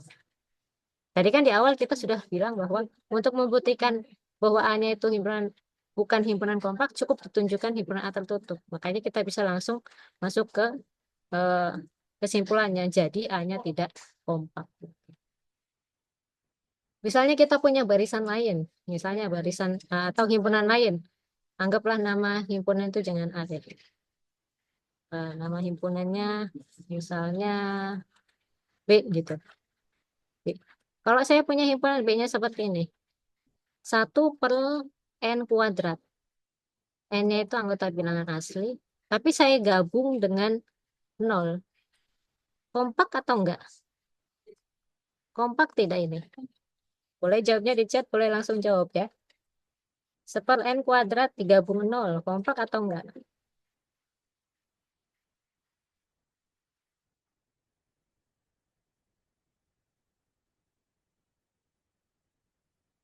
Ayo, kompak enggak? Kalau ada yang masih belum paham, boleh tebak dulu. Boleh tebak dulu dia kompak atau tidak. Oke, kompak nggak sih? Ya, kompak. Nggak usah ragu-ragu. Nggak usah ragu-ragu. Karena kan perilakunya N dengan N² itu kan hampir mirip ya. Cuman kalau N² dia lebih cepat. Kalau ngomong konvergen dia lebih cepat konvergennya. Tapi prosesnya itu kan nanti akan sama dengan si N. Cara membuktikannya kan karena dia digabung sama 0, berarti kita bisa pilih G alfa 0 untuk menyelimuti si 0-nya, ya kan? Tapi jangan lupa G alfa 0 itu himpunan buka, berarti masih ada anggota dari N² yang N-nya itu semakin besar, ya kan? Itu ada di dalam himpunan G alfa 0 ini. PR-nya tinggal himpunan N² yang untuk N-nya itu dari 1 sampai N-1. Akhirnya dapat kan bahwa kita bisa pilih himpunan buka berhingga buah yang masih bisa jadi selimut si himpunan B ini. Ya, ini kompak. Ini kompak. Jawabannya kompak. Kompak. Nah, tapi kalau misalnya saya hapus si nolnya, kira-kira masih kompak nggak? Si B-nya ini, saya hapus nolnya. Tidak, karena titik limitnya nggak di dalam B-nya. Ya, benar. Titik limitnya tidak di dalam B-nya. Kan. Kalau kita ambil barisan n kuadrat juga titik limitnya tetap nol dan nol tidak ada eh, di B. Nah, kalau misalnya saya punya himpunan gini, nah, kita tebak-tebakan kompak atau nggak kompak ya. Saya punya himpunan gini. Nah, misalnya saya punya A-nya itu n. N-nya anggota bilangan asli. Saya punya himpunan B, B-nya n kuadrat. N-nya anggota bilangan asli. Terus saya punya C, C-nya ini 0. Saya punya D, D-nya himpunan kosong. Pertanyaannya, ini yang atas saya hapus ya, biar ada space. Pertanyaan yang pertama,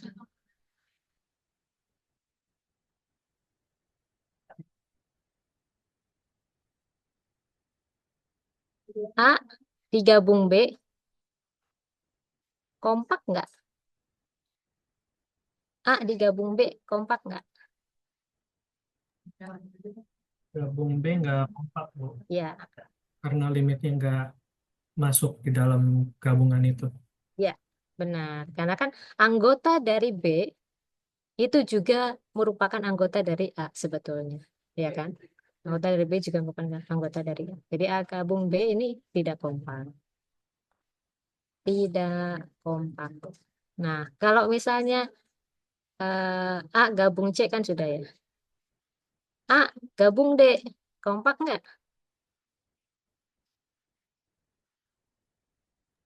Tidak, karena limitnya masih belum ada.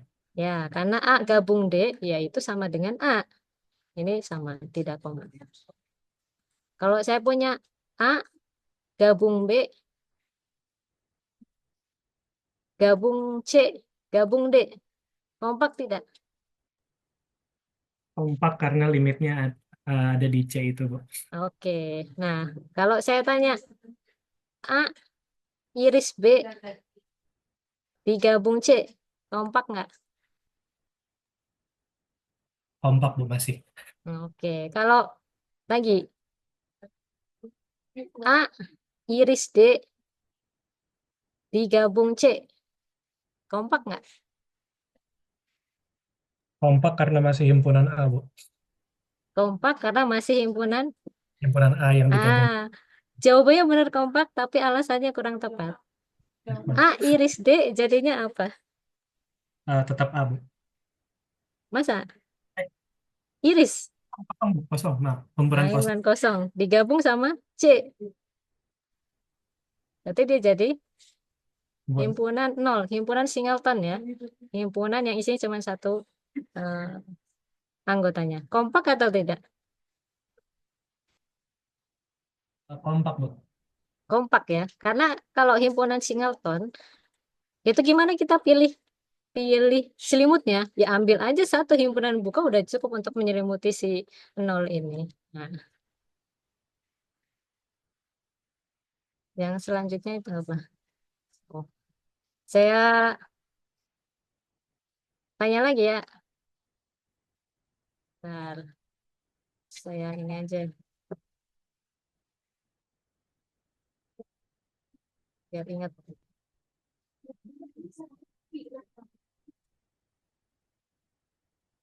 Ini tadi himpunannya ya.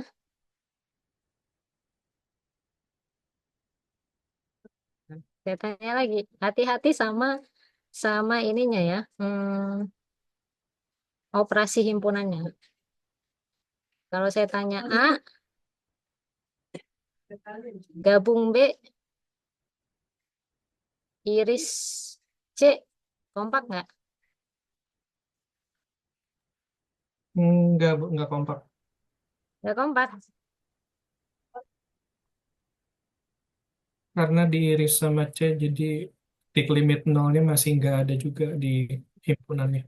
A gabung B jadinya apa? Gabung B jadinya B dong, Bu. Eh, A dong, Bu, tetap. Jadi A diiris sama C, C-nya C-nya 0. Dan Ini diiris ini. Diiris C, ada irisannya nggak? nggak ada, Bu. Nggak ada, berarti himpunan kosong. Kosong. Himpunan kosong itu kompak atau enggak? Eh, enggak, Bu. Masa?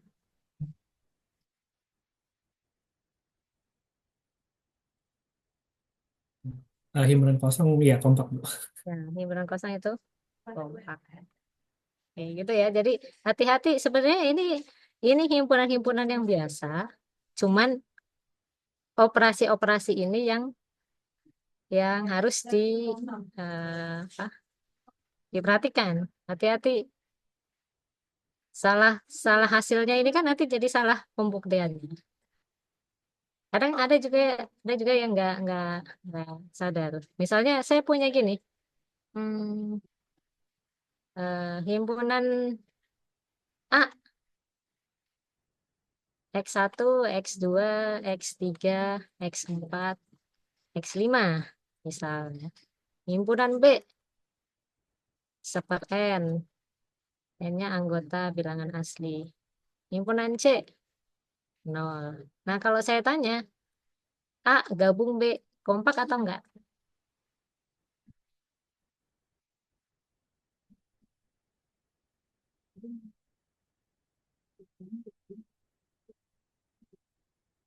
Gabung B kompak enggak?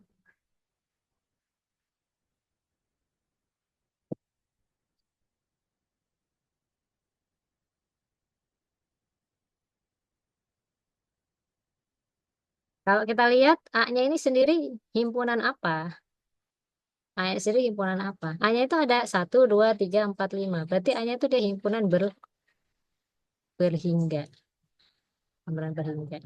A digabung B, berarti ini digabung sama ini. Kompak enggak? Ini aja tidak kompak. Ini tidak kompak. Dan belum tentu X1, X2-nya itu sama dengan 1/N nilainya. Karena bisa jadi dia beda.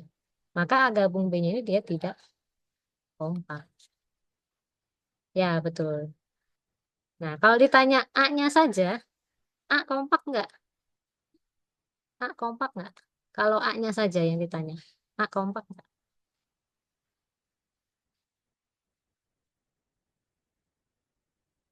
Yuk, tebak-tebakan. A kompak nggak? Kalau kalian sudah punya apa? Insting lah. Tidak selalu. Kenapa tidak selalu? Ada selalunya ini. Berarti ada kasus di mana A-nya itu bisa tidak kompak.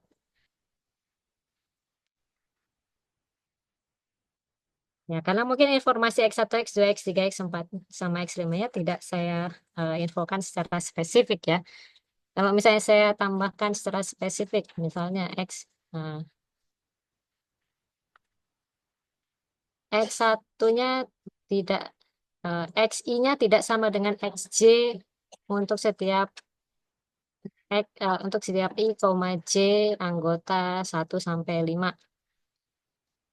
Berarti antar ini tuh tidak sama. Dan XI-nya itu anggota bilangan real, misalnya gitu. Nah, ini tidak sama. Artinya kan dia nilai dari X1 sampai X5-nya tetap berhingga. Kalau dia berhingga, kalau A-nya itu berhingga, berarti A-nya kompak. Kenapa bisa dibilang begitu? Karena kalau kita ambil sebarang selimut buka untuk A, si A-nya kan anggotanya cuma ada 5. Ada X1, ada X2, ada X3, X4, sama X5. Ya udah kita pilih aja 5 buah himpunan buka. Ini G1 misalnya, ini G2, G3, G4, ini G5. G1 sampai G5 ini kan ada berhingga buah. Berarti kita bisa pilih sejumlah berhingga buah himpunan buka yang menjadi selimut si A. Nah, berdasarkan definisi kan berarti A-nya kompak. Nah, jadi kalau ditanya A kompak atau enggak, jawabannya kompak. Kenapa kok A gabung B enggak kompak? Karena B-nya ini tidak kompak. Kita nggak bisa ngambil berhingga buah untuk si himpunan B. Sedangkan untuk himpunan A itu bisa. Yang ditanyakan digabungin. Kecuali kalau pertanyaannya, kalau ditanya eh, Misalnya A iris B kompak atau enggak. Ini kan kalau saya tulis XI-nya itu maksudnya setiap X1 sampai X5-nya itu anggota bilangan real ya. Bisa jadi dia anggotanya itu sama dengan 1/n. Dan bisa jadi si salah satu X-nya itu 0 gitu. Jadi A iris B ini yang kalau ditanya kompak atau enggak, jawabannya mungkin kompak, mungkin enggak, tergantung dari anggota si XI-nya itu. Kecuali kalau ada informasi yang lebih spesifik lagi. Misalnya, saya tambahkan informasi bahwa si XI-nya itu dan XI-nya itu tidak sama dengan 0, misalnya saya tambahkan begitu. Nanti kan A iris B-nya ini, A iris B-nya itu berarti saya tambahkan lagi informasi, misalnya XI-nya itu tidak sama dengan 1/n. Nah, kalau ini lebih spesifik lagi. Berarti tidak ada anggota A yang sama dengan anggota B. Artinya A iris B-nya nanti kayak soalnya sebelah sini, dia himpunan kosong. Cuman kalau seandainya tidak ada informasi ini, hanya ada informasi XI anggota bilangan real, sama XI-nya tidak sama dengan 0, berarti ada kemungkinan dia anggotanya itu sama dengan 1/n. Nah, kalau ada kemungkinan sama, irisannya kan berarti bisa XI sejumlah berhingga, ya kan? Bisa sejumlah berhingga dari si XI-nya itu, tapi nggak tahu XI-nya yang mana. Nanti bisa arahnya ke A iris B-nya itu kompak. Tapi mungkin juga malah nggak ada yang sama. Kalau nggak ada yang sama kan berarti nanti hasilnya himpunan kosong. Kalau kalau ternyata himpunan kosong berarti A iris B-nya juga kompak. Jadi ada beberapa kemungkinan gitu. Tergantung informasi dari eh, anggota si A itu seperti apa. Nah, itu kira-kira untuk ngomongin kompak tidak kompak. Nanti mungkin ada yang seperti ini nanti, mungkin. Jadi coba berlatih di otak-atik gitu, di otak-atik. Kalau ini digabung, ini diiris. Nah, dan baca soalnya teliti, harus teliti. Harus teliti tuh ini berarti kan ya maksudnya apa ini XI tidak sama dengan XJ, terus I dan J anggota X1 sampai sekian. Nah, itu harus jeli. Karena bisa aja nanti ada tulisannya seperti ini. Misalnya, saya tambahkan satu kertas kosong lagi ini. Bisa saja nanti tulisnya, kalau saya tulis I anggota 1, 2, dan seterusnya sampai 10. Berarti ini kan artinya dia berhingga. Berhingga. Tapi kalau saya tulis I anggota atau J anggota 1, 2, dan seterusnya, cuma titik 3 doang. Berarti kan ini artinya dia tak hingga buah. Nah, beda cerita kalau seandainya saya tulis gini. Himpunan A 1/n. Nah, tapi N-nya itu anggota 1 sampai 10. Nah, kalau ada tulisan gini, berarti A-nya kompak nggak? Kalau ada tulisan seperti ini. Nah, ini kan artinya sejumlah anggotaannya itu kelihatan dari sini, ya kan? Dia berhentinya di 10, artinya dia berhingga. Kalau berhingga, kita bisa ambil selimutnya itu, himpunan bukanya itu lebih mudah. Ambil aja satu-satu untuk masing anggotanya. Untuk A yang seperti ini berarti dia kompak. Karena kan isinya itu, si A-nya kalau kita mau uraikan, 1, 1/2, 1/3, sampai 1/10. Berhingga buah. Tapi beda kasus kalau misalnya saya tuliskannya seperti ini. Ada himpunan B 1/n. Tapi saya tulis N-nya anggota bilangan asli. Nah, berarti kan ini ada tak hingga buah. Nah, ini ada tak hingga buah. Kalau saya tulis seperti ini aja, dia tidak kompak. Buktinya kan udah ya tadi di sana. Ini tidak kompak. Jadi harus detail untuk melihat si siapa? Si himpunannya itu seperti apa. Gitu. Harus detail. Ininya, ininya gitu. Dia anggota siapa? Nah, itu mungkin tentang himpunan kompaknya. Masih ada sedikit waktu. Ini yang slide selanjutnya ini apa memperjelas slide yang sebelumnya. Ini tadi kan ada yang bimbang. Himpunan kosong itu kompak atau enggak ya? Himpunan berhingga itu kompak atau enggak? Kalau himpunan berhingga kan bisa dibayangkan ya, bisa dibayangkan bahwa kita tinggal ambil aja apa si himpunan bukannya itu sejumlah anggota himpunannya nanti diselimutinya satu-satu gitu, diselimutin satu-satu, udah dia jadi menyelimuti seluruh anggota himpunannya. Kalau himpunan berhingga kan ini ya apa ilustrasinya itu gitu yang kebayang. Nah, kalau himpunan kosong gimana? Nah, sebenarnya himpunan kosong ini kan sebetulnya dia subhimpunan dari sebarang himpunan. Jadi himpunan apapun itu punya himpunan bagian itu himpunan kosong. Himpunan kosong itu jadi himpunan bagian dari semua himpunan.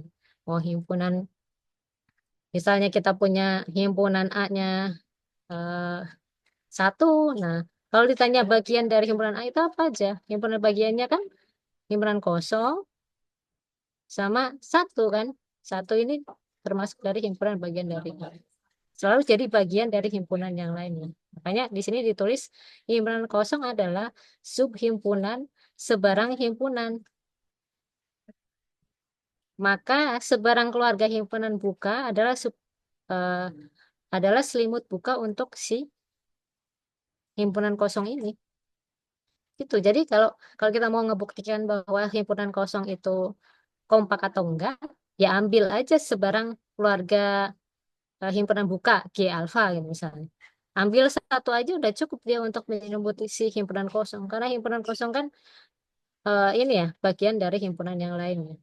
Ambil aja satu satu G alfa, nah, dia kan berhingga kalau cuma satu. Nah, nanti kan si si himpunan kosongnya itu nanti jadi diselimuti oleh si G alfa satu itu. Nah, itu jadilah himpunan kosong itu jadi himpunan kompak. Kemudian kalau himpunan berhingga gimana buktinya? Ya, seperti yang tadi sudah saya ilustrasikan kan. Untuk membuktikan himpunan berhingga itu kompak atau enggak, ambil sebarang ambil sebarang selimut buka untuk himpunan berhingga itu. Nah, dari sebarang selimut buka itu pilih pilih aja satu sampai sekian gitu sejumlah berhingganya si himpunan itu tuh ada berapa. Nah, diselimutin satu-satu. Nah, omongan informalnya seperti itu gitu. Omongan informalnya seperti itu. Tapi kalau dibahasakan dalam bentuk bukti harus harus formal ya, bahasanya harus formal. Diambil sebarang selimut buka, anggaplah selimut bukanya itu namanya G cantik yang isinya itu himpunan-himpunan buka G alfa. Kemudian kita punya himpunan berhingga itu namanya F. F-nya itu X1 sampai XN, tapi N-nya itu sampai berhingga buah. Ya udah kita ambil aja si indeksnya itu untuk sesi G alfanya itu dari 1 sampai N.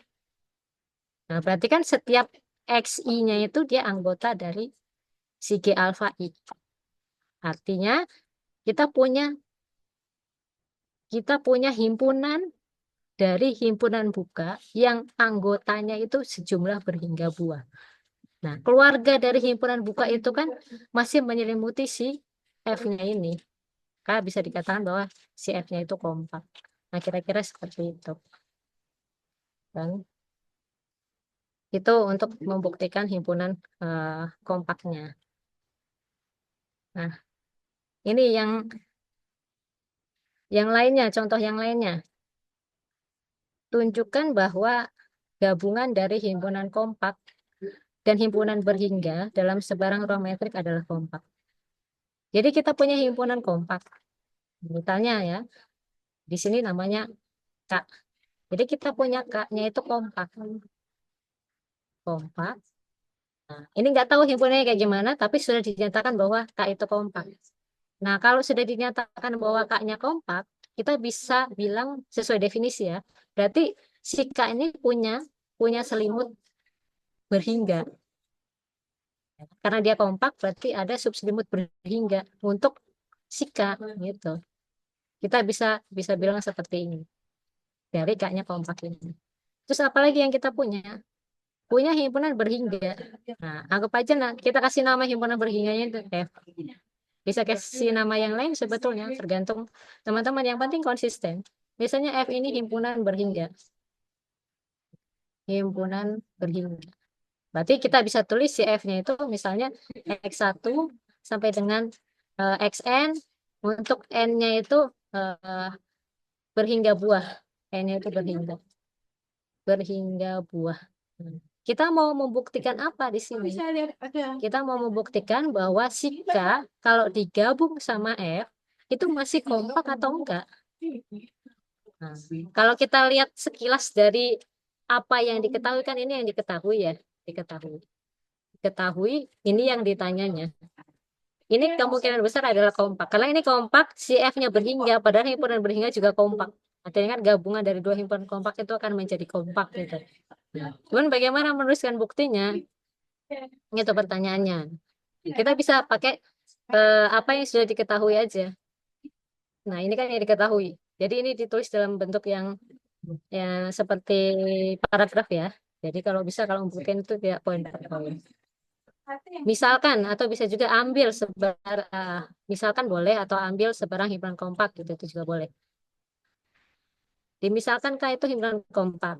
Nah, kita harus di kepala tuh harus sudah ingat, ambil K himpunan kompak. Apa artinya K himpunan kompak? Oh, kalau K himpunan kompak berarti di setiap selimut buka dari K ini kita punya subselimut berhingga untuk K. Nah, itu yang pertama.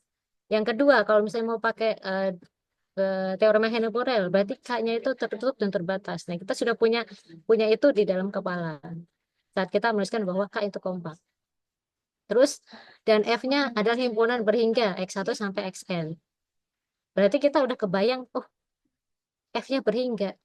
Mau ngarah ke kompaknya itu, oh, nanti kita ambil satu-satu aja selimutnya gitu. Jadi itu sudah terbayang di kepala gitu.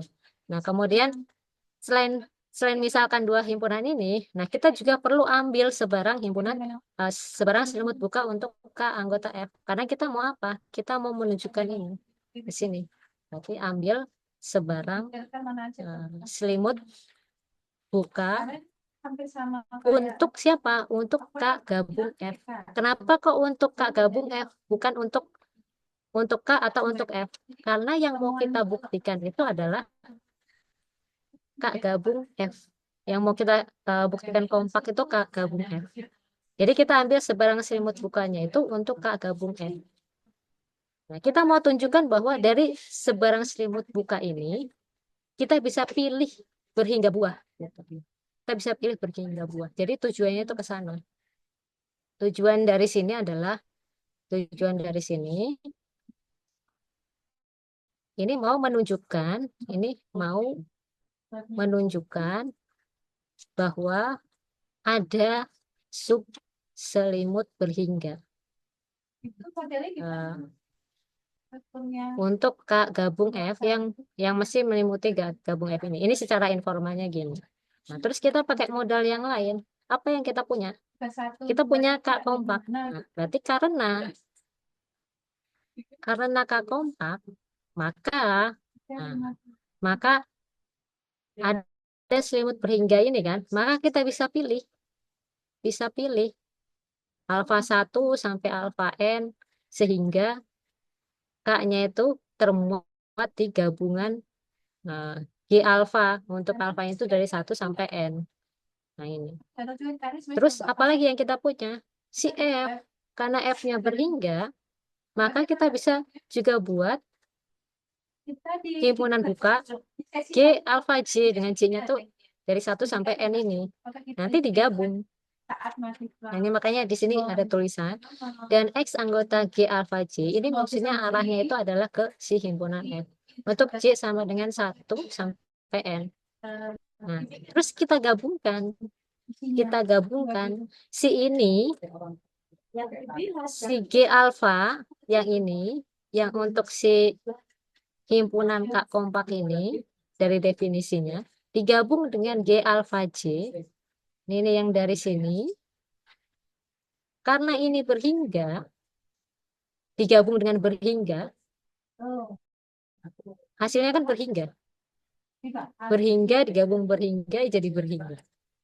Maka kita punya G alfa I, anggaplah namanya itu.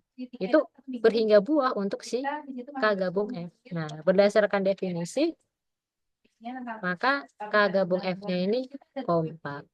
Oke, mungkin begitu ya ilustrasinya itu bagaimana membuktikan himpunan kompak dan himpunan berhingga itu kalau digabung itu jadi kompak.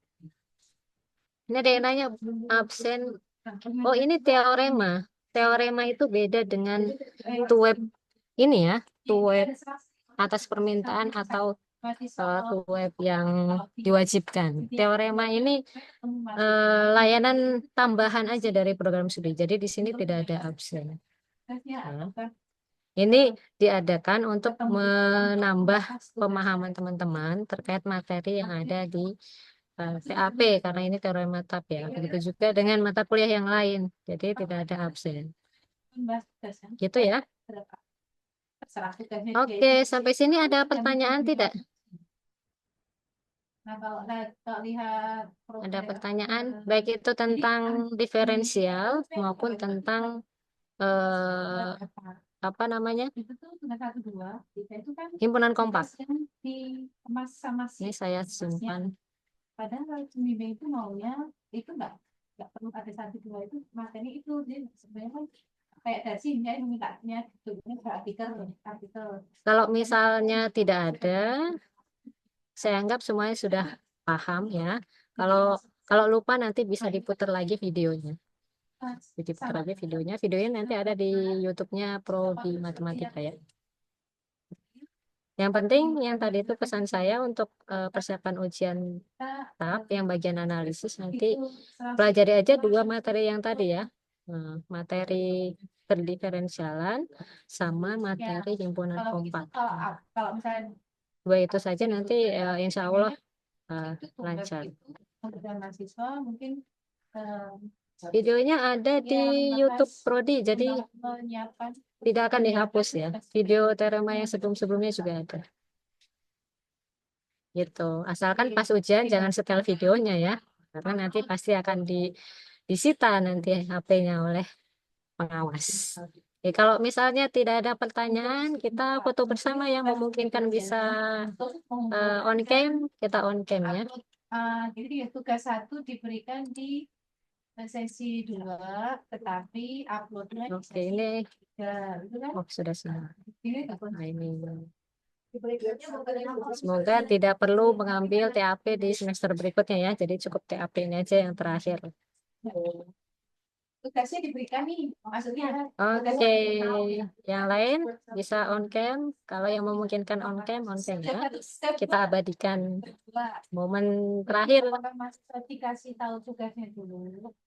untuk TAP. Nanti 2 minggu lagi masih ada teorema TAP untuk bagian yang ketiga ya, yaitu bagian aljabar dan bagian PSM 1, pengantar statistik matematik 2 minggu lagi. Biasanya per 2 minggu itu ada teorema. 2 minggu. Waktunya sama. Hari Senin pukul 13.30. Oke, tidak apa-apa yang masih di luar atau sambil bekerja yang tidak memungkinkan untuk on cam, tidak apa-apa ya. Oke, saya ambil gambarnya ya. Senyum orang-orang sukses yang mana? Oke, sebentar. 1, 2, 3. Oke, terima kasih atas kehadirannya. Jadi kayak kita menyampaikan kontrak. Bentar.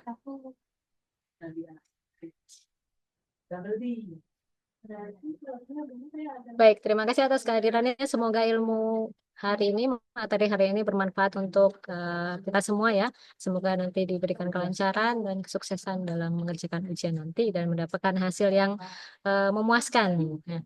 Dan semoga lulus TAP-nya nanti. Baik, saya akhiri ya. Wassalamualaikum warahmatullahi wabarakatuh.